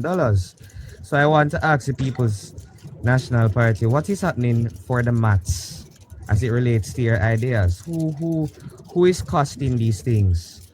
Who is checking that these ideas make sense? Because I hear the PNP complaining about $1.4 billion, but I would like to ask them, is $2 billion at the start and during the continuation $3.3 billion, is that more than the $1.4 billion that they are worried about? That's a fact. The proper thing to have said, Tari, was to say we will aim, if we become in power and we assume government would enlarge a system like that. You know what I mean? Because right now, the only person not going to be benefiting if any issue happen with the school bus are the kids them now. Yeah. So, it's a start, man, in the right direction, man, Tari. I know you're a younger youth, but these things come like far into Jamaica, bro. You get me? It's not easy, bro. Growing up that type of situation. Taxi business come to Jamaica by default, so you know, really properly sort out from all these years up to today. You know, taxi driver not properly trained. You get me? Too much pedophile up on the road too. So some youth want to do some disclosure to find out if they drive kids them too. Just like that. So we can build a proper school bus system. We can make the next set of generation of kids them better. And we have to start from somewhere. Support the government on that, bro. Yeah, I agree. Yeah, man. Anything else you have to say, Showski? No, and Mauricio, no, man. I have no much. I go and listen to her, man. Alright, I go on this. Alright. Well, thanks for joining us again. Yeah, man, providing your 2 cents as always. Blessings. Yeah, man, respect as always. Olympic Way. Good afternoon, sir. How are you? Good afternoon. I'm doing well. How are you doing? I am doing great, sir. I am just listening on to the conversation and have a little point that I want to add to the conversation. Like, Olympic, could you try to talk more in the mic, please? Check the mic there. Oh, you're not hearing me? We're hearing you a little bit better now. Okay. As I said, I wanted to add a couple of things to the discussion. The difference between the two parties in Jamaica over the years is that one has to come to the table with substance, and then the other one has to just come with a catching phrase. And I don't have to go too far back to add these to the mix of things. Black man time, black bag, woman time, pack your bags and go. So over those years and I'm talking from the 90s up to today, the PNP has not put forward a proper plan for Jamaica. So as the gentleman before me was saying, just look back on the history. So the Jamaican people has never asked the PNP for a plan. Now, when you look on what the Jamaica Labour Party have done or proposed, and if you start at Bruce Golding, he came to restructure the financial sector that was in a deep hole. Mr. Holness came with the 1.5, and he come back 2020 with fixing the economy. Now, you have seen where this whole busting has take another turn. Plus, the economy is involved. And the PNP tell you that time come. The issue that we're having in Jamaica is that the people, as I said before, don't want much from the PNP in order to vote for them. So the people, most of the people that follows the PNP, right, will know what the JLP is saying, but they don't know what the PNP leadership is proposing to them. They're not interested in that. What they're interested in is how to demonize the JLP proposal and the JLP leader in order to get into government. And Mr. Murty Perkins has said it, and I have heard a lot of people say it before, that the PNP, what PJ did was to change, and I don't think he had changed it, but he has highlighted the role of the People's National Party. What is it? How do we win an election? After winning an election, we throw the marbles up in the air. Anywhere they drop, that's where we pick it up from, right? So that is where Jamaica is. And I will land by saying thank you, neighbor, for your reporting, but I got to see you in your reporting suit the next time around with the mic in your hand. Okay? You heard that, neighbor? Sorry about that. I actually was just coming in from church, sir.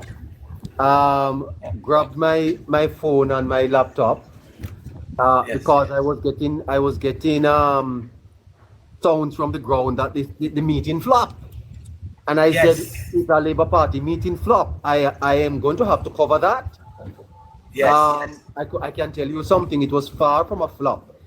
But by the way, Olympic Way, you know, we don't have sponsors on this program, so we didn't have the proper equipment and staff to cover this darn thing, man. I tell you the truth. You know, I'm looking at sponsors, sir. You can't sponsor me. I need to talk to you again because I'll be in your neck of the woods pretty soon. Yes. I was looking in the message for your number to call you back because I don't want to talk things on the air. I'm not that kind of person. Olympic way. I'll shout you out later, man. All right. Okay. Yeah, thank you so much. Thank you, man. Yeah, man. Yes. So I was impressed with the whole conversation of the JLP. I saw unity in the party. Everybody coming around to the cause of the Leave Jamaica focus. I am hoping that the body language is seen by the people of Jamaica and recognizing what is happening. It is substance over gimmicks. And that is where I will land. Substance over gimmicks. For now. So you can also drop me, okay? All right. Okay, all right. Thanks, Olympic. Yeah, man. Cool. All right. See. Next up. All right. Good afternoon, ladies and gentlemen. Good afternoon. Oh, sorry about that, Dexter. Neighbor, if you can look for a request from Navi, please. If you see it. Look for a request from Navi. Yes. Who is Navi? Navi Embats. I want. Oh, yeah. A friend of mine, neighbor. Mm-hmm. Okay. I want to share. Go ahead, Dexter. I want to share something of experience.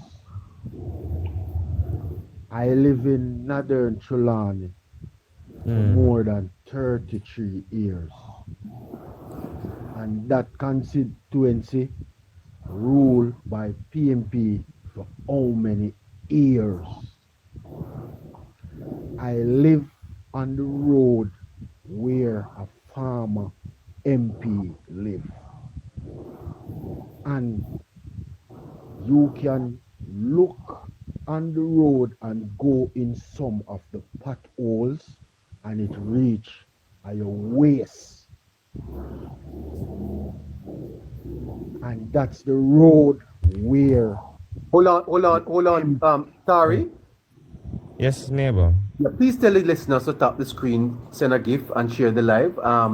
We have to pay for this program today. Here we need about $100 to cover the cost for this one. I can't carry this today. Please, listeners. Okay. So here, listeners, continue to tap the screen and send the gifts. Listeners, remember that these things don't come for free. It takes cash to care people. So yes, I beg. All right. Continue, Dexter. Yeah, and speak a bit more into the mic if you can. You're not hearing me properly? No, ma, we're hearing you, but barely. So that's why I was asking you to come more into the mic. Okay. What I was saying, I live in Falmouth, Northern Trelawney. It run by PMP for how many years? I live on the road where one of the farmer MP used to live. And you can stand up in the pothole and it reach at your waist. And I am a What you not saying? That's not a pothole then, man. That's a crater. You know, it may I try show you. If it was not for when Cricket World Cup was coming to Jamaica and they built the stadium in Northern Trelawney, where Alkaline keep his show what day. Trelawney Stadium. Yeah, the hospital wouldn't fix, the police station wouldn't fix, the fire station wouldn't fix, and where elderly people goes wouldn't fix. For the last 3 years since Tovak Hamilton take over Trelawney, I first Trelawney see a change. Right now, almost 90% of the roads in northern Trelawney is fixing right now.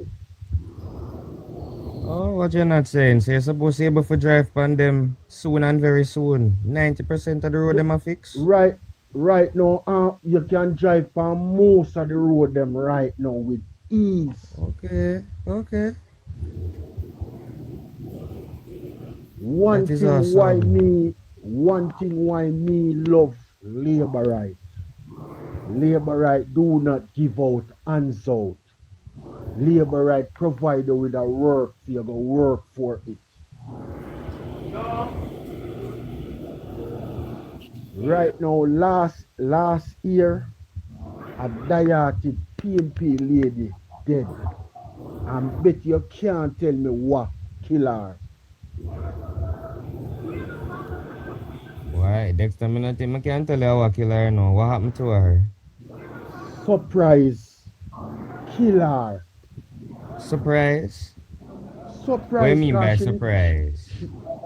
She never expect her road to fix by labor right. Okay. When rain fall, a boat she have to take out and swim out and come out in her.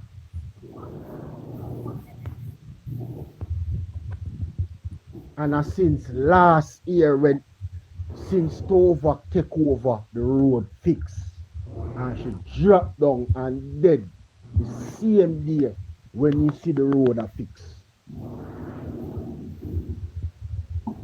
And she run up and down and do everything for PMP party. Oh boy. Since labor right take over Northern Trelawney, I see so much young youth get up and start work. Stop rub out their hand nigger. Stop sit down and depend on hands out. Yep. That's true.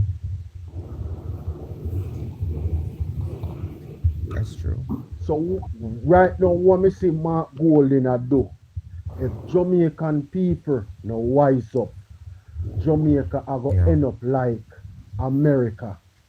Right now, America, 99% of people them sorry they did vote for Donald Trump. Yep. And I same thing are going to happen to Jamaica if Jamaican people now wise up and keep Andrew Holness in power. Because me, a 36-year-old, and I first see development and where the country heading. All right, Dexter. PG. Best wishes, man. You have to run. Oh. All right. Big up for your time, and big up for the honor for bring me on the platform to share my experience. You are to come. You are to come again. Come again, man. I just find this page and I follow you. Yes. Me not tell no lie. You are one of the first person what I see on this internet is speaking factual. Well, lovely. So with my pleasure, me go always be over here because this a young youth. Yes. And me want to say better for the country. At the last me I got one shot before me left. Since the last 3 years, me buy a car, me build a house, and have a steady business going. Look at that. Thank you, sir. I swear. Thank you. Lovely, my brother. Take care of yourself. My respect. And respect, Navi, man. Blessings. Navi. Good afternoon, Navi. Good afternoon. When I tell you. Navi. Good afternoon, Navi. Good afternoon. Is this your girlfriend, Tari? Well, we don't know what God has in store in the neighbor. So. Welcome, young Tar. Wow, this is interesting on Hello Neighbor. I just don't know. Something tells me that you were quite special to Tar. Wow, She's a good friend of mine. Yes. Oh, good afternoon, everyone. Good afternoon. So I just wanted to tell. No, Before you tell us, do you attend school here in Jamaica? Yes. Do you mind telling us which school you attend? Well, I finished high school. I just finished high school. I just graduated from Hillel Academy. So I just finished. Yes. Wow. And you are going to go on to further studies? Yes, at Harvard University. Harvard. Wow. Congratulations. What are you going to be doing there? Government and economics. My goodness. You know, they say you should not ask a woman her age, but I'm going to trespass past that and ask you, how old are you? 19. Oh, Tari is only 17. 2 years difference makes no problem at all. You're 19, and you're going to be going on to Harvard. Yes, I got accepted to 4 Ivy Leagues, but I chose Harvard. Get me to this. You got accepted to what? 4 Ivy Leagues and 15 colleges in total. So you applied to how many schools? 15. And 12. No, 20. I applied to 20 because the Common App gives you 20 options. Yes. My goodness. Wow.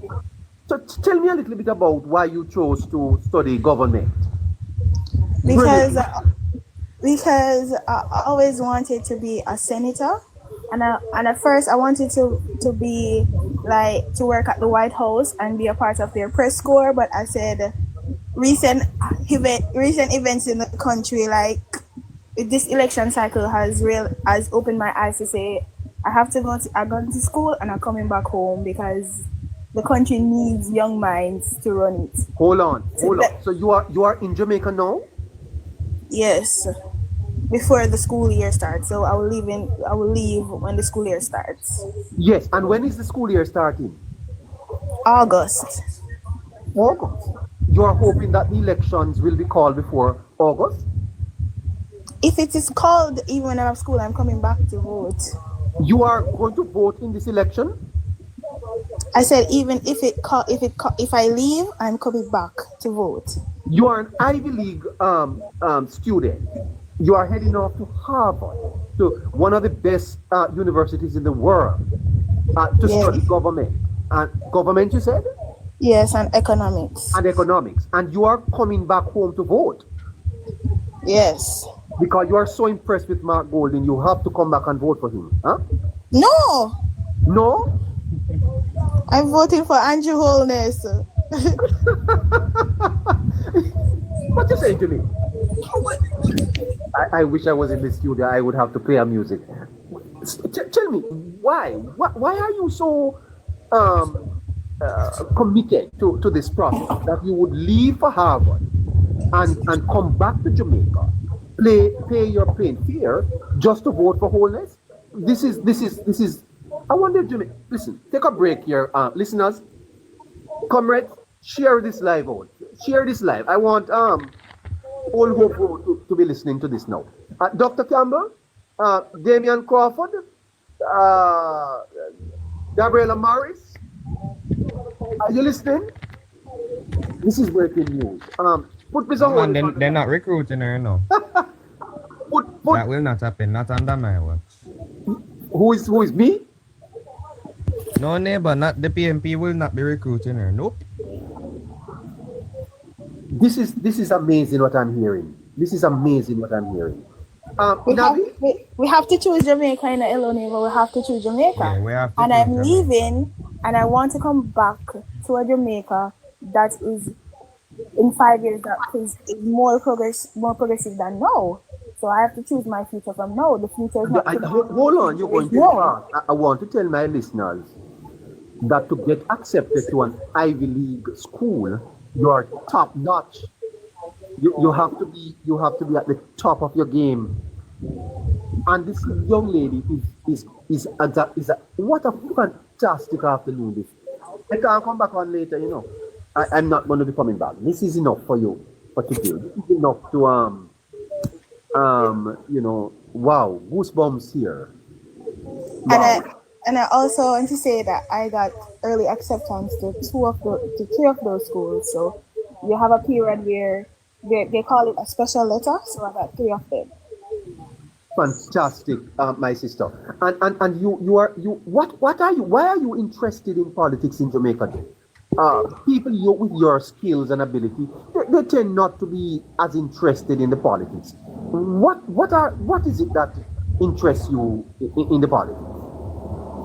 Well, for me, I don't know. I just have a love for public service overall, and I believe in serving the people, and I believe in good governance and a good democracy, and I see that the Jamaica Labour Party has shown that they are the party for good governance, and I have no choice but to support them.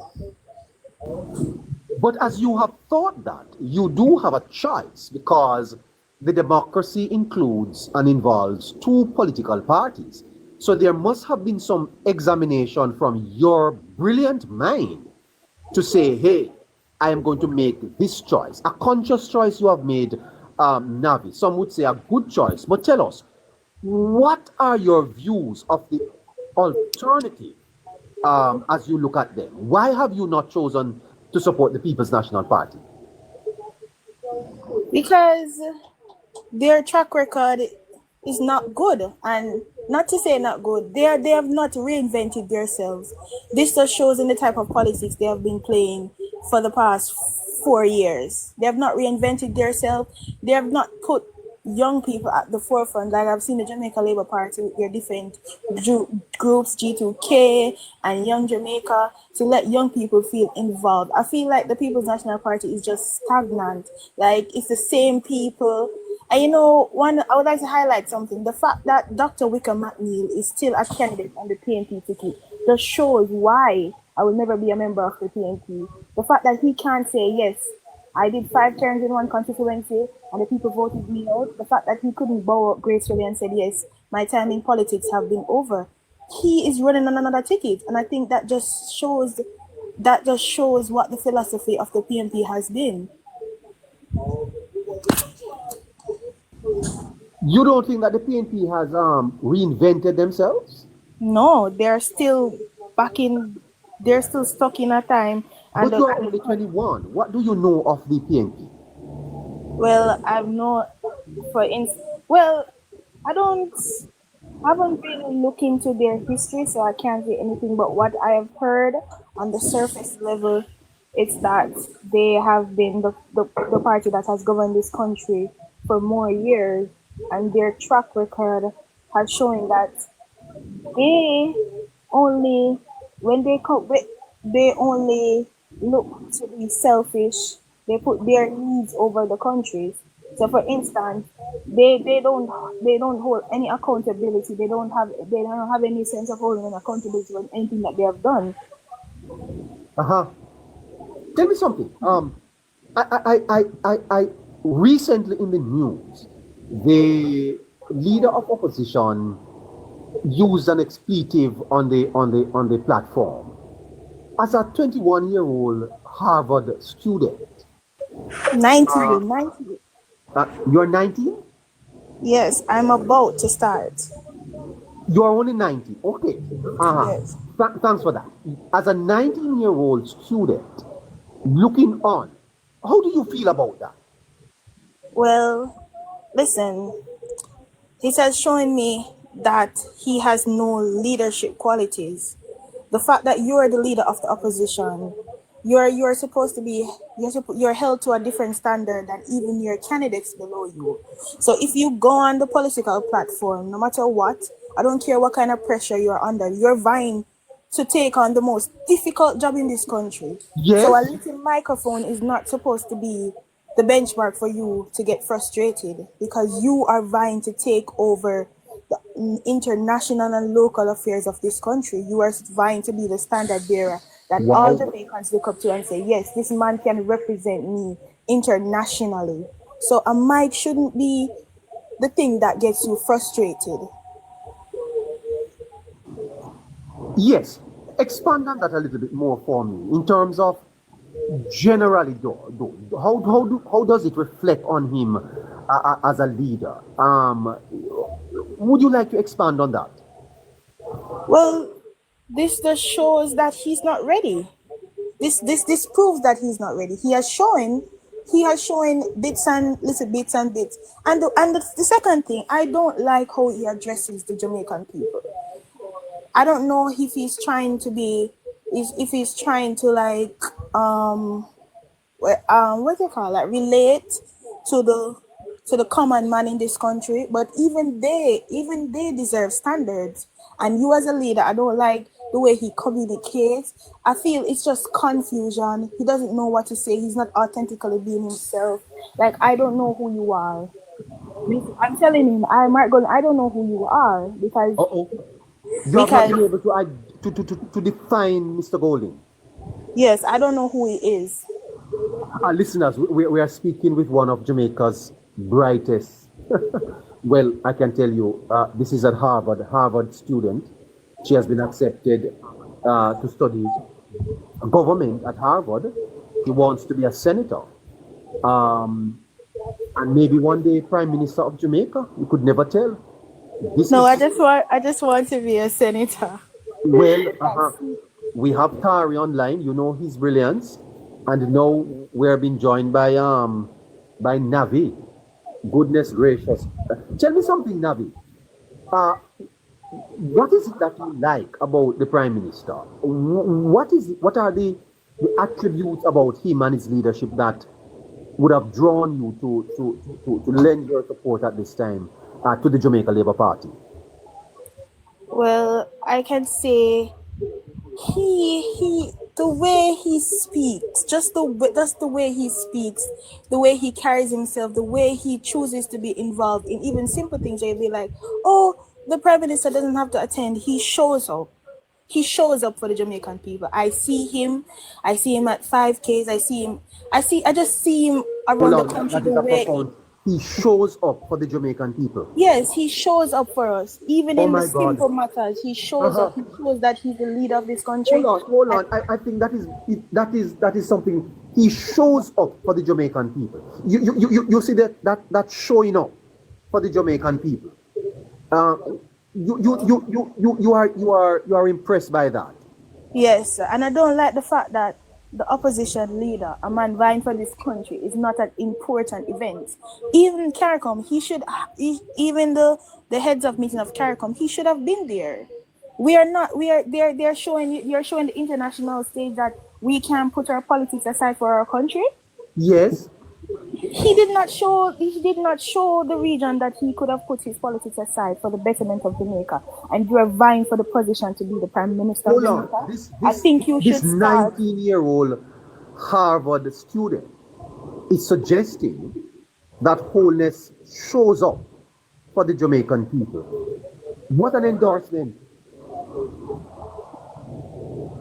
What an endorsement. So I'm telling. Yes?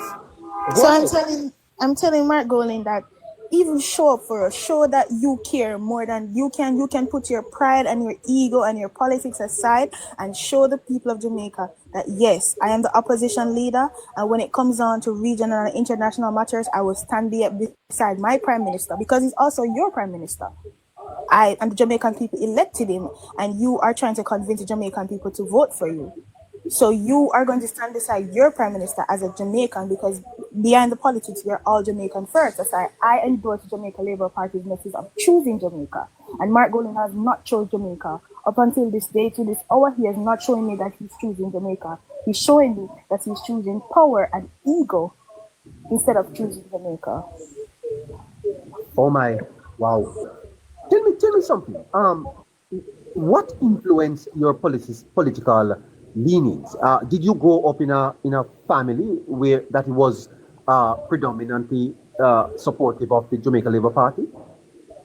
Yes, I grew up in a family that is supportive of Jamaica Labour Party since forever, because some of them, they came to this country.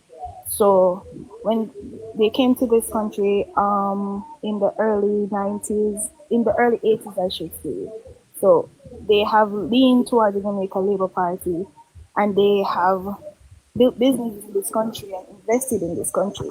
And my grandpa has always told me that he supports the party that is for the people, not by word of mouth, but by actions. So same here for the people. Where did they come? Where did they come from? Can you share that? Germany. Your parents are from Germany? No, my grandparents. Oh, okay, yes. Sorry. Protecting. You'd have to ask Jamaica girl to let you up, please. Well, yes. And tell me something. I don't know if I could. Don't be afraid. If I could take you to the policy side, what are the policies of this government that you admire? Are there any things that you see them doing that you want to highlight? Well, you mean like the way they believe in young people? I have seen the different programs, the different programs that are engineered and catering to younger Jamaicans in this country. The way they have expanded hard, and I think that's what draws me to Andrew Holness, because he constantly talks about the betterment of the youth in this country, and we are the future, and the future is now. The future is not later. You have to plan for the future right now, and I see that he believes in the children of Jamaica, and he continues. Sorry, hold on there, Navi. This is Good afternoon, neighbor. Just 60 more seconds, as I said. I wanted to come up earlier when Tari started to present, but you know what? I am happy that it is Tari and Navi that is here now. The first time I saw Navi and I listened to her was when it was a live maybe a few evenings ago, and she was on with Rusty. I think she called Rusty Uncle, I don't know. She said Uncle Rusty. Now, I beg this 60 seconds, neighbor, important. And I want to encourage all of us that this is what we should be highlighting. We should be highlighting the future of our country. A lot of people, when I came on the scene, did not understand this protecting Jamaica. I'm not doing this for myself. I'm aging out of this society. And too many selfish people are in our society. And that is the reason why our society has been held back for so long. I am aging out. My mission is to protect Jamaica for generations like Tari and Navi and those who will come after. And we need to be more nationally conscious. We need to be patriots of our country. We need to understand the importance of securing a better future, a better situation, a better reality for our children and grandchildren and great-grandchildren. And may I big you up, Tari, and may I big you up, Navi, because too many adults sit down, in a business with politics, not realizing that politics shapes policy and policy shapes your life. And I want to encourage us, and I'm happy for what you're doing, neighbor, because I'm driving and listening. This is what we should be highlighting. Instead of letting up some little worthless PMP who just want PMP in a power so then can go down a water commission and go collect one check. Or down a parish council. This is what we should be highlighting.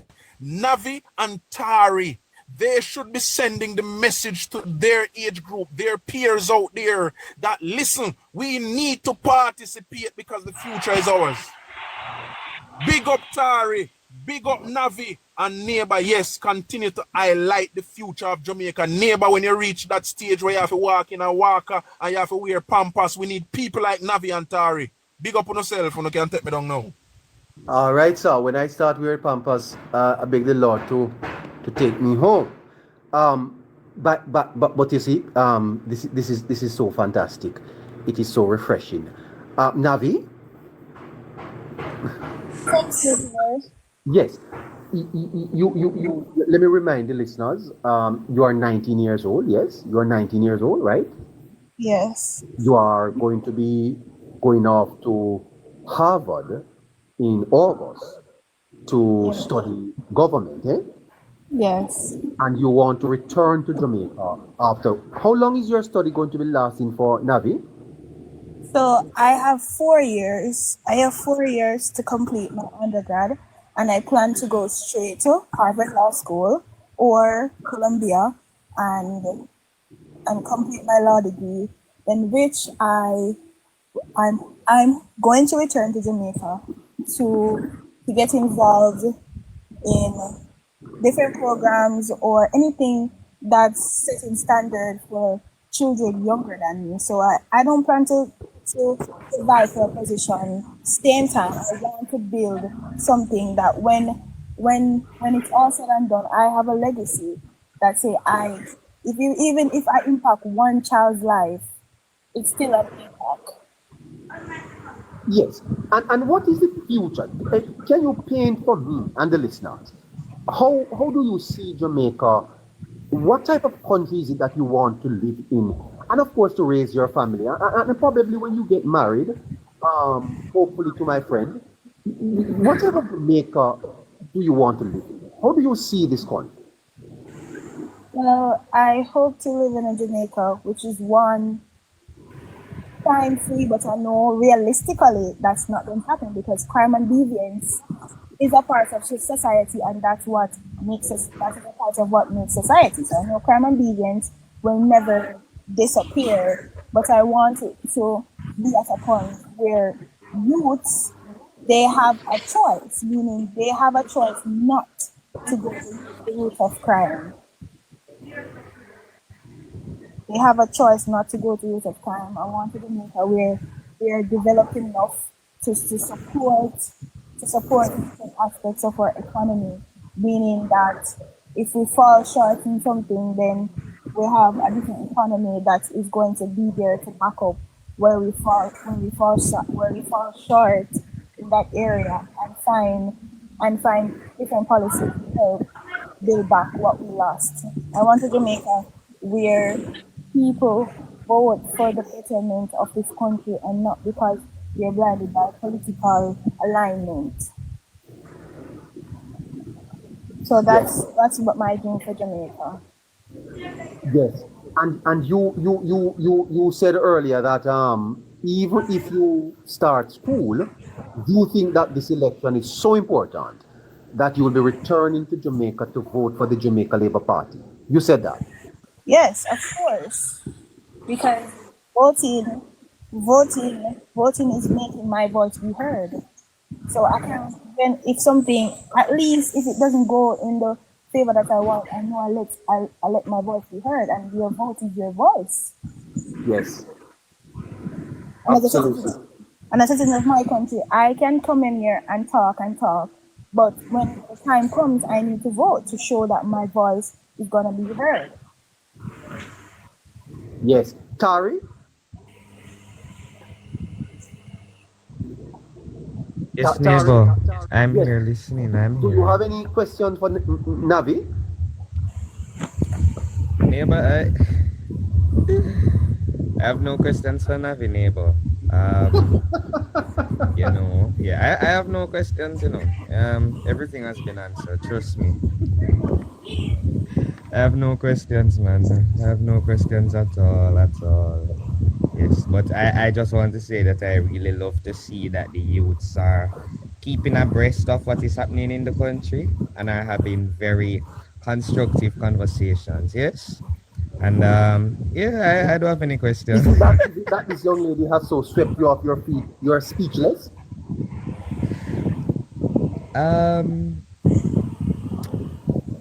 I guess you could say that. I guess.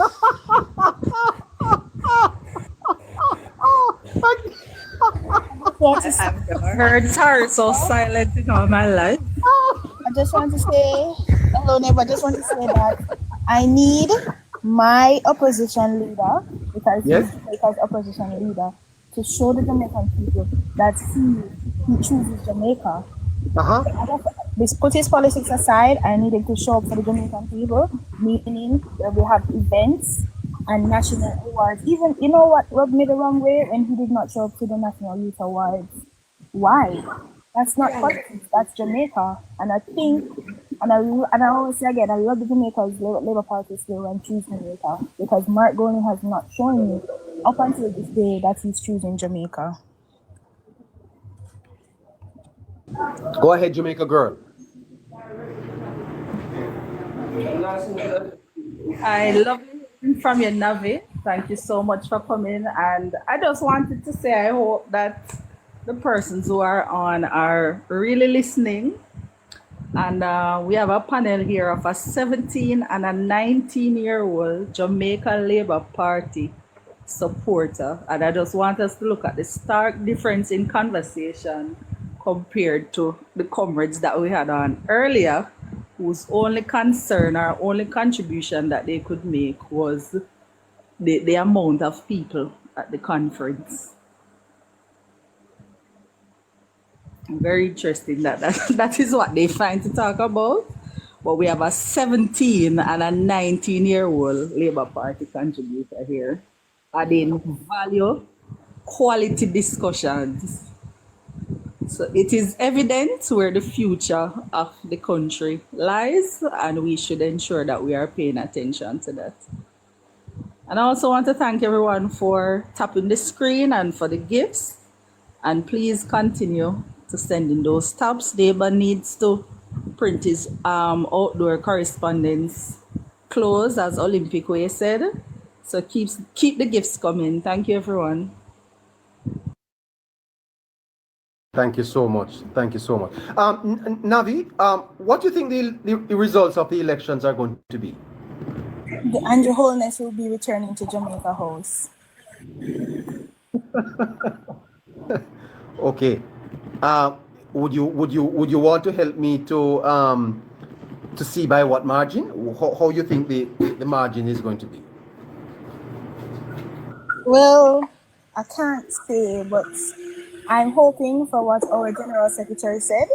They're counting 51 seats, and I hope to see it, because that will show the PNP that they need to, one, reinvent themselves and realize that their old style of politics that they're playing now, this is a new Jamaica.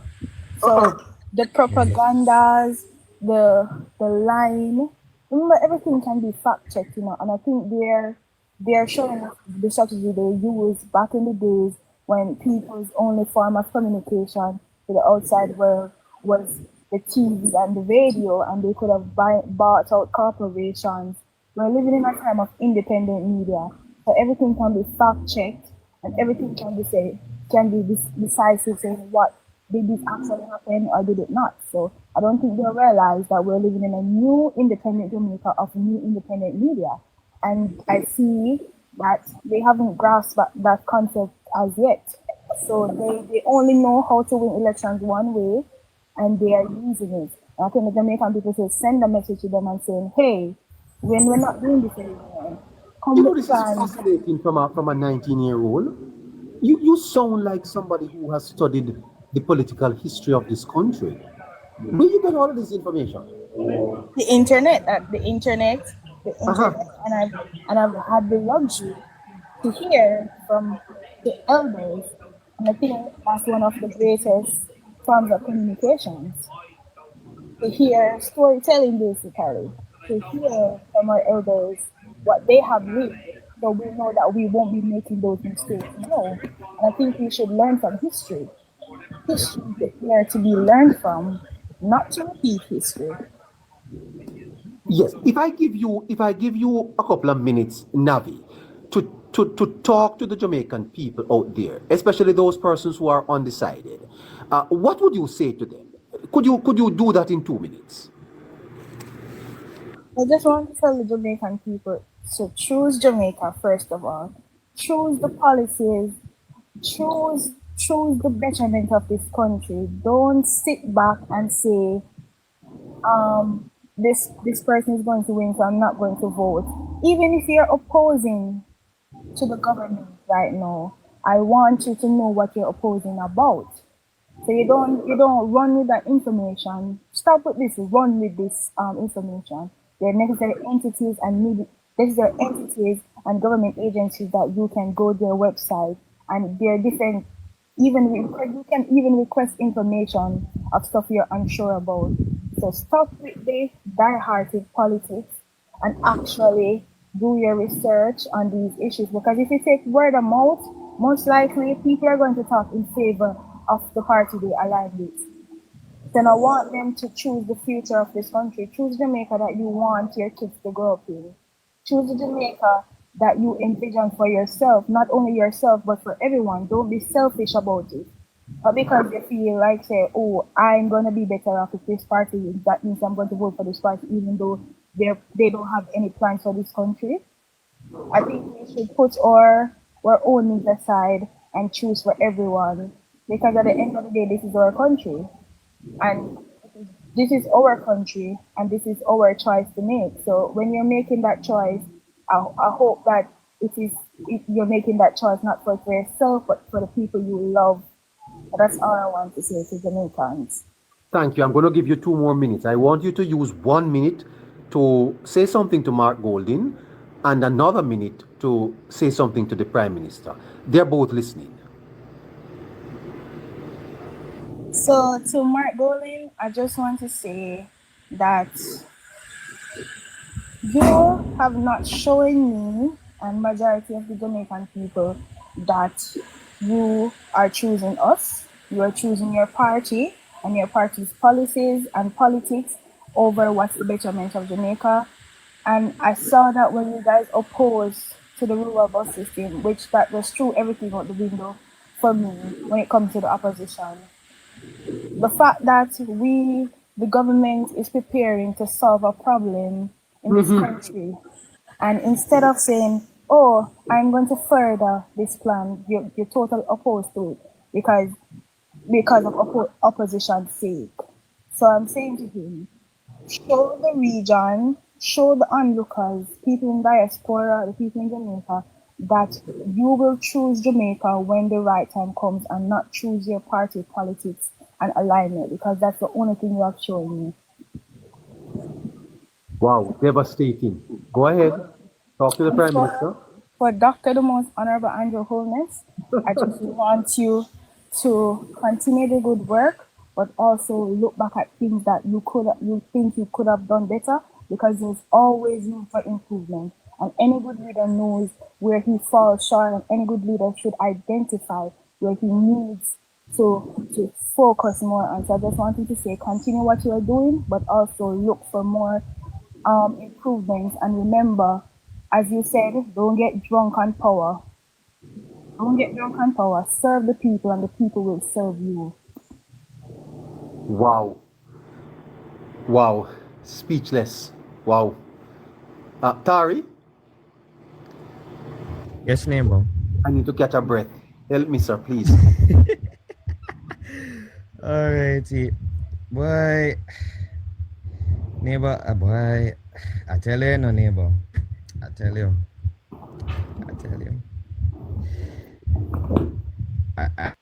I probably go have to call in Jamaica girl for this one, because I too am speechless. I don't know what else to say, no, neighbor. Really and truly.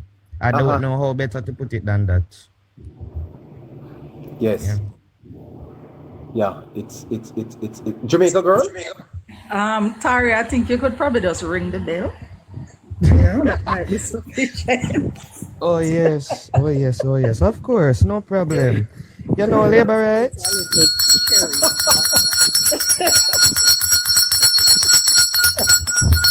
No, like master of your nose. Master of the place with the bell.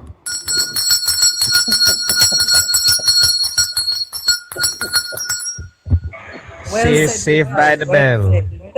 Saved by the bell. Yeah. Well done. Navi? Yes. Appreciate your talking to me today. You hear? You must come back again. I will definitely be coming back. Yeah, I wouldn't mind talking to you a little bit more this afternoon, just after maybe. Well, let's see how it goes. I'm sure that Tari will bring you back. Thanks so Yeah. much. Yeah, thank you. Bye. Yes, thank you for being here, Navi. Yes. Wow, what a lovely. This country does have a bright future. Look at what we have been blessed with today. What a wonderful conversation that was, with a very very interesting, intelligent, talented young lady on her way to Harvard. On her way to Harvard after turning down more than 12 Ivy League Ivy League schools. She wants to return to Jamaica to be a senator. Ah, maybe I'll be dead and gone, but this country would be in good hands. Thank you so much, Navi. Have a wonderful afternoon, and I hope that you'll come back and talk to us some other time on the program. Let us see if we can take a couple of other callers before we have to close at 4 o'clock. Let's.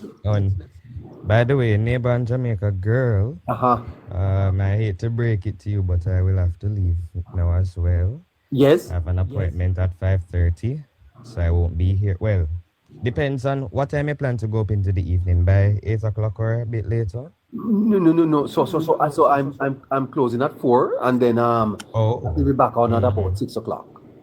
Oh, 6 o'clock. Okay, so I should be back around 7. I should have a member of parliament with me at 6. No, 6:15. Is it 6:15? Yeah. I should have a special guest at 6:15 and another one at 7 o'clock. Later on tonight we should be doing a little bit of forecasting too, but definitely on Thursday. Hughes is coming on to join us. All right, so Tari, take care. Yeah, man. And do give my regards to Navi and bring her back, please. Yes, man, I will. Thank you so much. Good afternoon, Hughes. He just wanted to come and say hi to Jamaica girl. That's what they do sometime, Let us see. Des is here. Well, Hughes, are you still here, Hughes?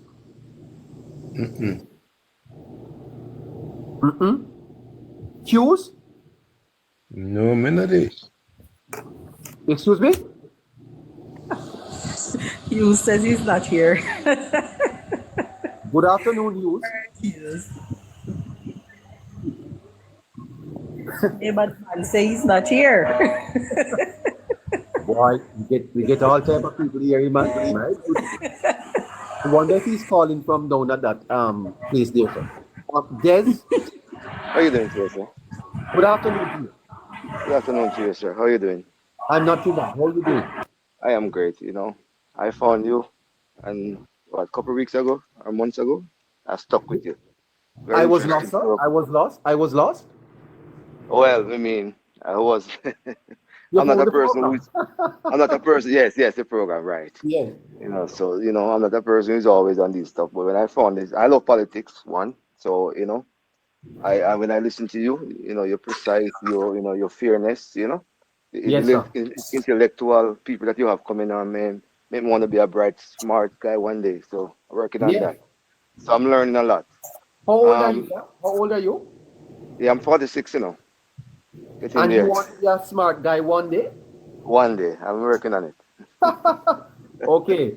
You have Still a children? ways to go. Yes, man, I have 2 kids.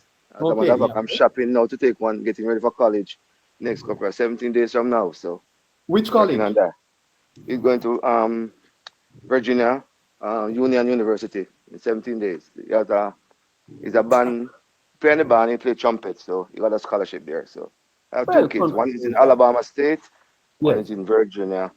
So they're going on, trying my best as a dad, Yes. But like a program. But I want to say I won't be long, because I know, but I have to talk something, because I have one thing in life I'm obsessed with, and it's Jamaica. I live in the state for 20 years now, and I'm so obsessed with Jamaica. Everything about Jamaica made me feel like I'm a human being.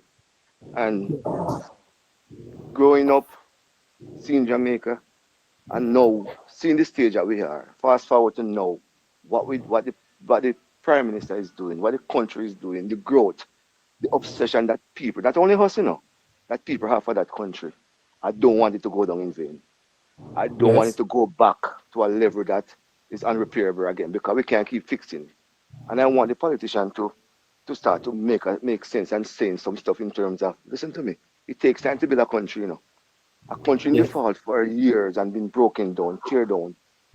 10 years can't fix it all together, It needs time. And not now that we start building, we're gonna have to turn back again, restart again. The opposition don't like things, they're gonna change it again, we're gonna change another course. I don't think that's a good thing and a good way of going and building a country. We need time. And another thing that we need to forget about this loyalty thing. I know we like certain things and we like a certain party because of whatever reason, but if we care about our country that much, like others do, who is not even in our country, listen to the news and see how these Americans and Europeans and how they obsessed. Jamaica is a worldwide, global, phenomenal country that everybody knows. Anywhere in the world knows our country. Let me tell you something, you see, sir. This country is one of the best countries in the world. Yes. My brother, I had a pastor one time that said he felt that this was the Garden of Eden. If we ever stick to the development we are on, sir, if we ever come together, I told my folks at church yesterday that we must hit the right note. If we ever just hit the right note, yes, I may not live to see it, sir, but I'm sure that my children and grandchildren, they would live in a country that the world would envy. Jamaica is a nice place, sir. No, they're envying it all now. Listen to me. I'm in Jamaica for 7 times a year, maybe more. I'm ready to go back now, I'm at 3 more years in America. Send off my son to college and my daughter is 10. As soon as I reach a point, and I'm gonna wait for her. When I'm 50, I'm retiring, going back home.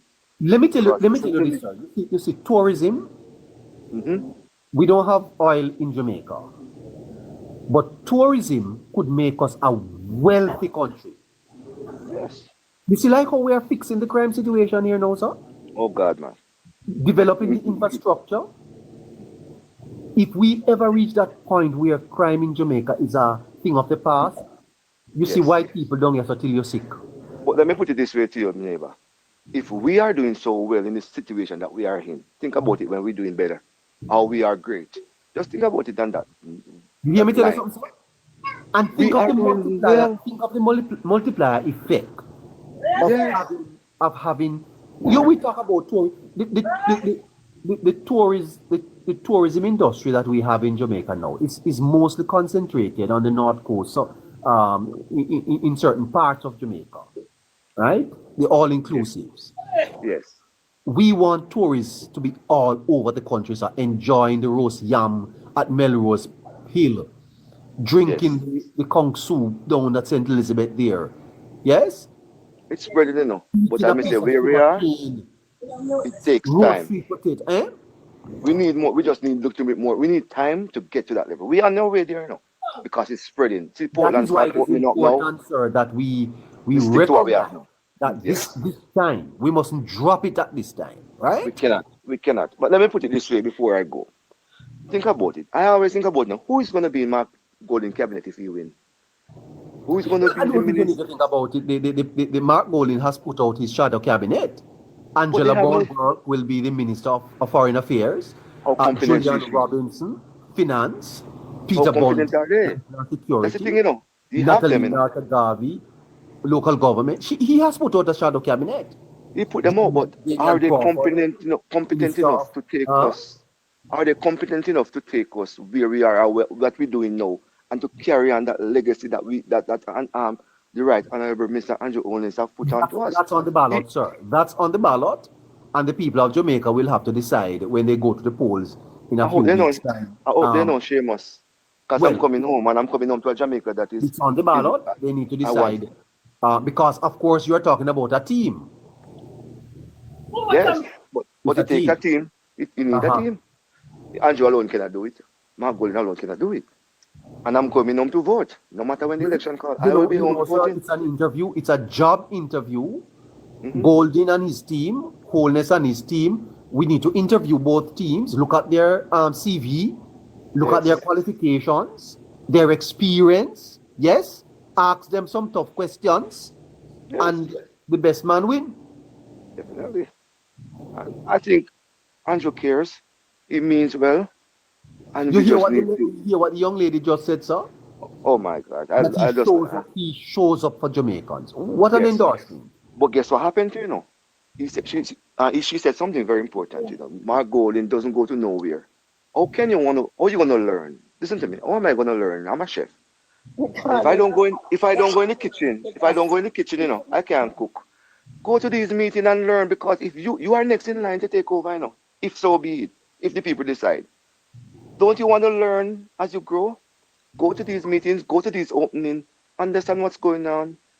It's happening, whether you like it or not, it's happening. It's a part of what's going on in the country. So show up to these places, at least they're present there, learn some stuff. What you don't like, because you're going to criticize, do you analyze. realize, sir, that Holness, the Prime Minister, is always seeking to recruit new people into the Labour Party team? I love that. Look at what he did with young people. Nigel Clark. Yes. No, Audrey Marks. Yes. A lot of people have not seen Dana Morris Dixon. Yes. These are people who could become very successful in the private sector, sir. Definitely. And I know.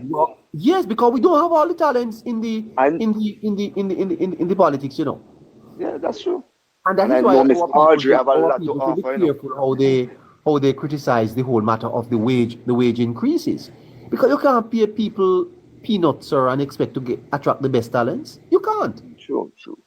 And we as Jamaican need to understand, Mr. Neighbor, that I'm going to emphasize on taking time. We can't just give everything one time. But we are in a direction that we're making ground. We get into another level. The crime rate is going down. The unemployment rate is down. We're not expecting it to change it all together at once, Rome wasn't built in a day, they say. But we Jamaicans, we have to understand, and we just have to. Everybody has to love something, but understand things need time. And we cannot go back now. We cannot go back. This country is too. Sir, I don't think there is one single Jamaican who could honestly say that this is a failed government. None. No. This government has not failed, sir. No. This government is a successful government. This government is not corrupt. I said one thing, When I was a young man, very young, I remember, I'm from Trelawney, Clarkstown. I don't know if you know those areas, Clarkstown, Trelawney.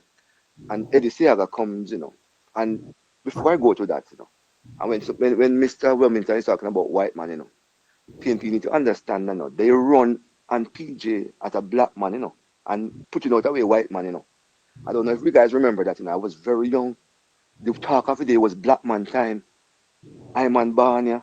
That it starts there, When PJ come on the scene, PJ one on the basis of Edward Seaga is white and he's black, That's one. And I remember Seaga said, what? Yeah, sir. The principles that governments exist to do is how you determine whether a government fails. One of them is that it preserves life. It is to ensure that its citizens live and are not under attack from criminals, from hoodlums. The government has brought crime down to 42%. It has not failed. The other is that it is to secure their rights. Yes, the fact that people ought to have liberty. Yes, the government has not enacted any law that prevents its people from enjoying their liberty, which is a fundamental right you have. And the third is that its citizens are to be able to pursue happiness. Now, that is a broad subject because happiness entails your ability to work, your ability to earn, things that will make you happy. And when you look at how the government has broadened economic opportunities in Jamaica, it has made access to economic opportunities available to its citizens. And so those are the successes of government. So when you say Jamaica belongs to Jamaica, that the government has failed, those are the principles of government that you look at.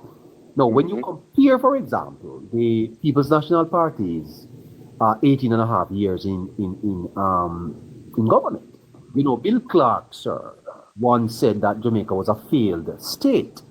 And Yes. he kind of withdrew it after a time because he came under much attack. But the fact of the matter is that it was a failed state, sir.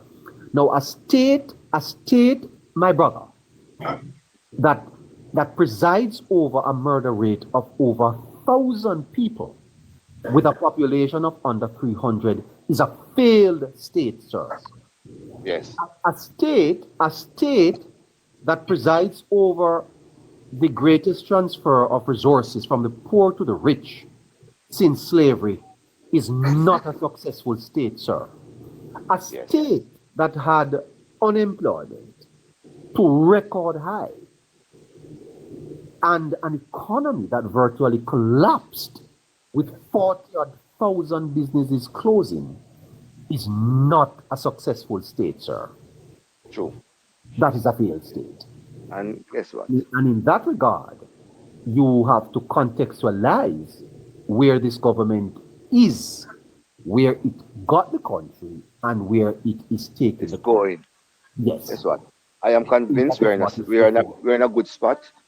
I am going down to vote for sure. I just waiting for him to call in. I thought he was going to call it last night. However, no. I am ready to go. I am, no matter what they call, no matter what I'm doing, I am flying down to vote, and it's guaranteed because listen to me. I am looking forward to going home, get my retirement, and I want the Jamaica we're growing to be now. I want the Jamaica that we're heading towards now.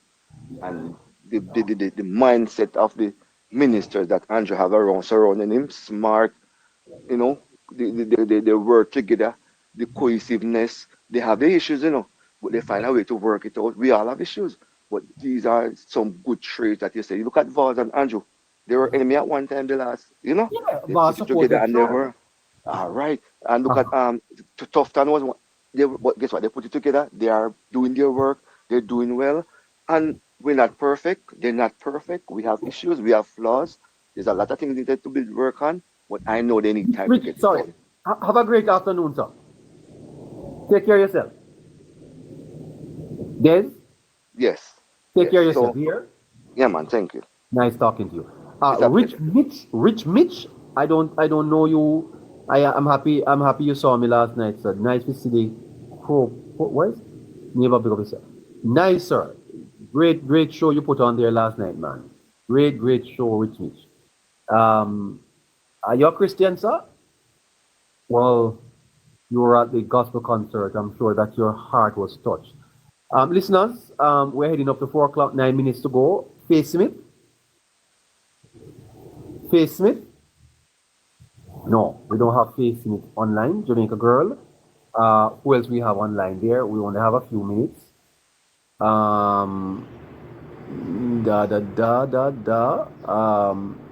Noblet Samuels. Was a busy line today, was a busy show. First in a long time that we are on in the day. And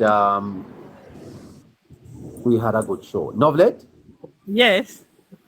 Yes, ma'am. How are you doing? Yeah, not too bad. I'm following you up for quite a while now. What you follow me for? I just following you for your different views that you have, and you know, it put me in the mind of when I used to listen to Perkins. Is that so? Back then. Yes, man. Yes. Well? Yes. And I was enjoying the young people a while ago. They are very brilliant. What a future we have, ma'am. I would live to see young people like that. Man. What a future we have, ma'am. Oh my God. You know what is amazing? You know what is amazing, ma'am? Yes. Can I tell you this? Yes. there's a young senator on the PNP's side, Senator Gabriela Morris. Yes, Even the same Damian Crawford as young people. I used to admire them, ma'am. Yes, me too. Yes. But we don't know what happened to them in recent Then times. get contaminated, man. Then get contaminated. Yes. And it yes. worries me, ma'am, because me and you must be the same age. Yes, right? I'm in my 60s. Yes. Me and you are about the same age, and we soon gone, mama. Yes. But we want to leave a legacy. We want to leave a country. But when you look over on the other side, ma'am, you don't see the type of look at these and that's two young the truth. people. When you say that, people might say you're this or you're that, but it's the truth. It's plain to look see. At Tari, ma'am. Look at Tari, Oh a young God, Mr. I've 17-year-old been listening to him on the different programs, and it's not the first. But today are really taking me in fully and Navi. Oh my. Yes. And then this Javi girl comes on, ma'am. And listen, they are both. You hear what the young lady said, ma'am, that Mark Golding has not showed up for Jamaica. Yes. Imagine that from a young girl, Imagine, I think like you're going up to say you want to be the prime minister in case the people choose you. You don't go to the Caribbean. Look at the Caribbean meeting the other day. He should go and get himself acquainted with the But I wonder ministers. if you realize, ma'am, that them young people are brighter than we. When we have never had them a sense, ma'am. Oh, where do your neighbor? Mr. Sometimes me and my husband sit down and we say, boy, him always said to me, say, you see, the young people, them of today, different from we, We used to dark, man. We not even want to come to one program like this. Look up on a 19-year-old and come up and talk, ma'am. And look on her knowledge of history and politics. When you ask her, you ask her, she sound like she have a knowledge, like she was living back then. And she said she do her research. And when she hear from older people. Mother, I can tell you the truth. I am blown away. And let me tell you something. If them are young people here, really. But what I'm saying to you, ma'am, is that they are leaning towards the Jamaica Labour Party. You don't know that is what I'm seeing. Yes. I see Cliff Hughes do a program down by Tivoli there a couple months or the early part of the year with some young people. I think them aligned to the G2K. And me tell you, man, me say no, sir. What a set of youth. No, this is a girl. Miss, you hear? She said at more than 15 Ivy League school. Yes. You know what? Miss, to get to. First of all, her parents would have some resources. That's a number one. Yes. Secondly, ma'am, her grades have to be top notch. Is the cream of the crop, the creme de la creme. Ma'am. Yes. And she said that the Prime Minister shows up for Jamaica. Yes. What an endorsement. Oh my. I'm telling you. It warms my heart, ma'am. Yes, me too. Yes, man. Yes, sir. Yes, it was nice talking to you. I'm glad I get on the program. Yes. Take care of yourself. You too, neighbor. All right, take care. All right, so that's nice. Jamaica girl, who else we have there? We have another 4 minutes. 170.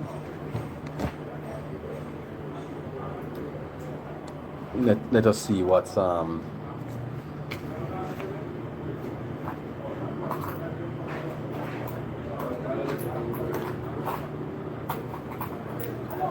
all right, the clock is about to strike 4. I suppose that's it for us. Everybody else seemed to have sent the request by accident because as soon as I add them, they go off. So.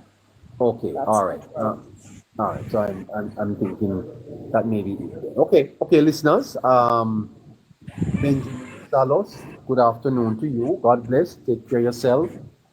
Honda Accord. Have you sent a gift to the program? Anyone of you listening? Did you support the program today? Well, if you have not done so, you have 3 minutes to get into the gift box and send what you can.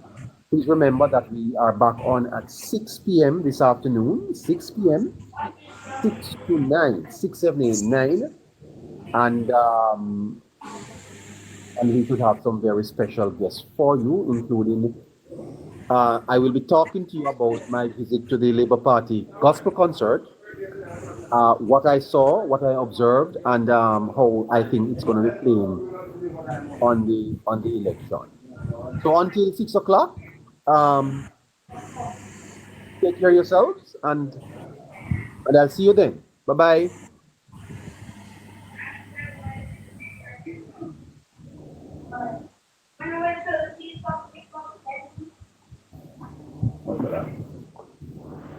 $150.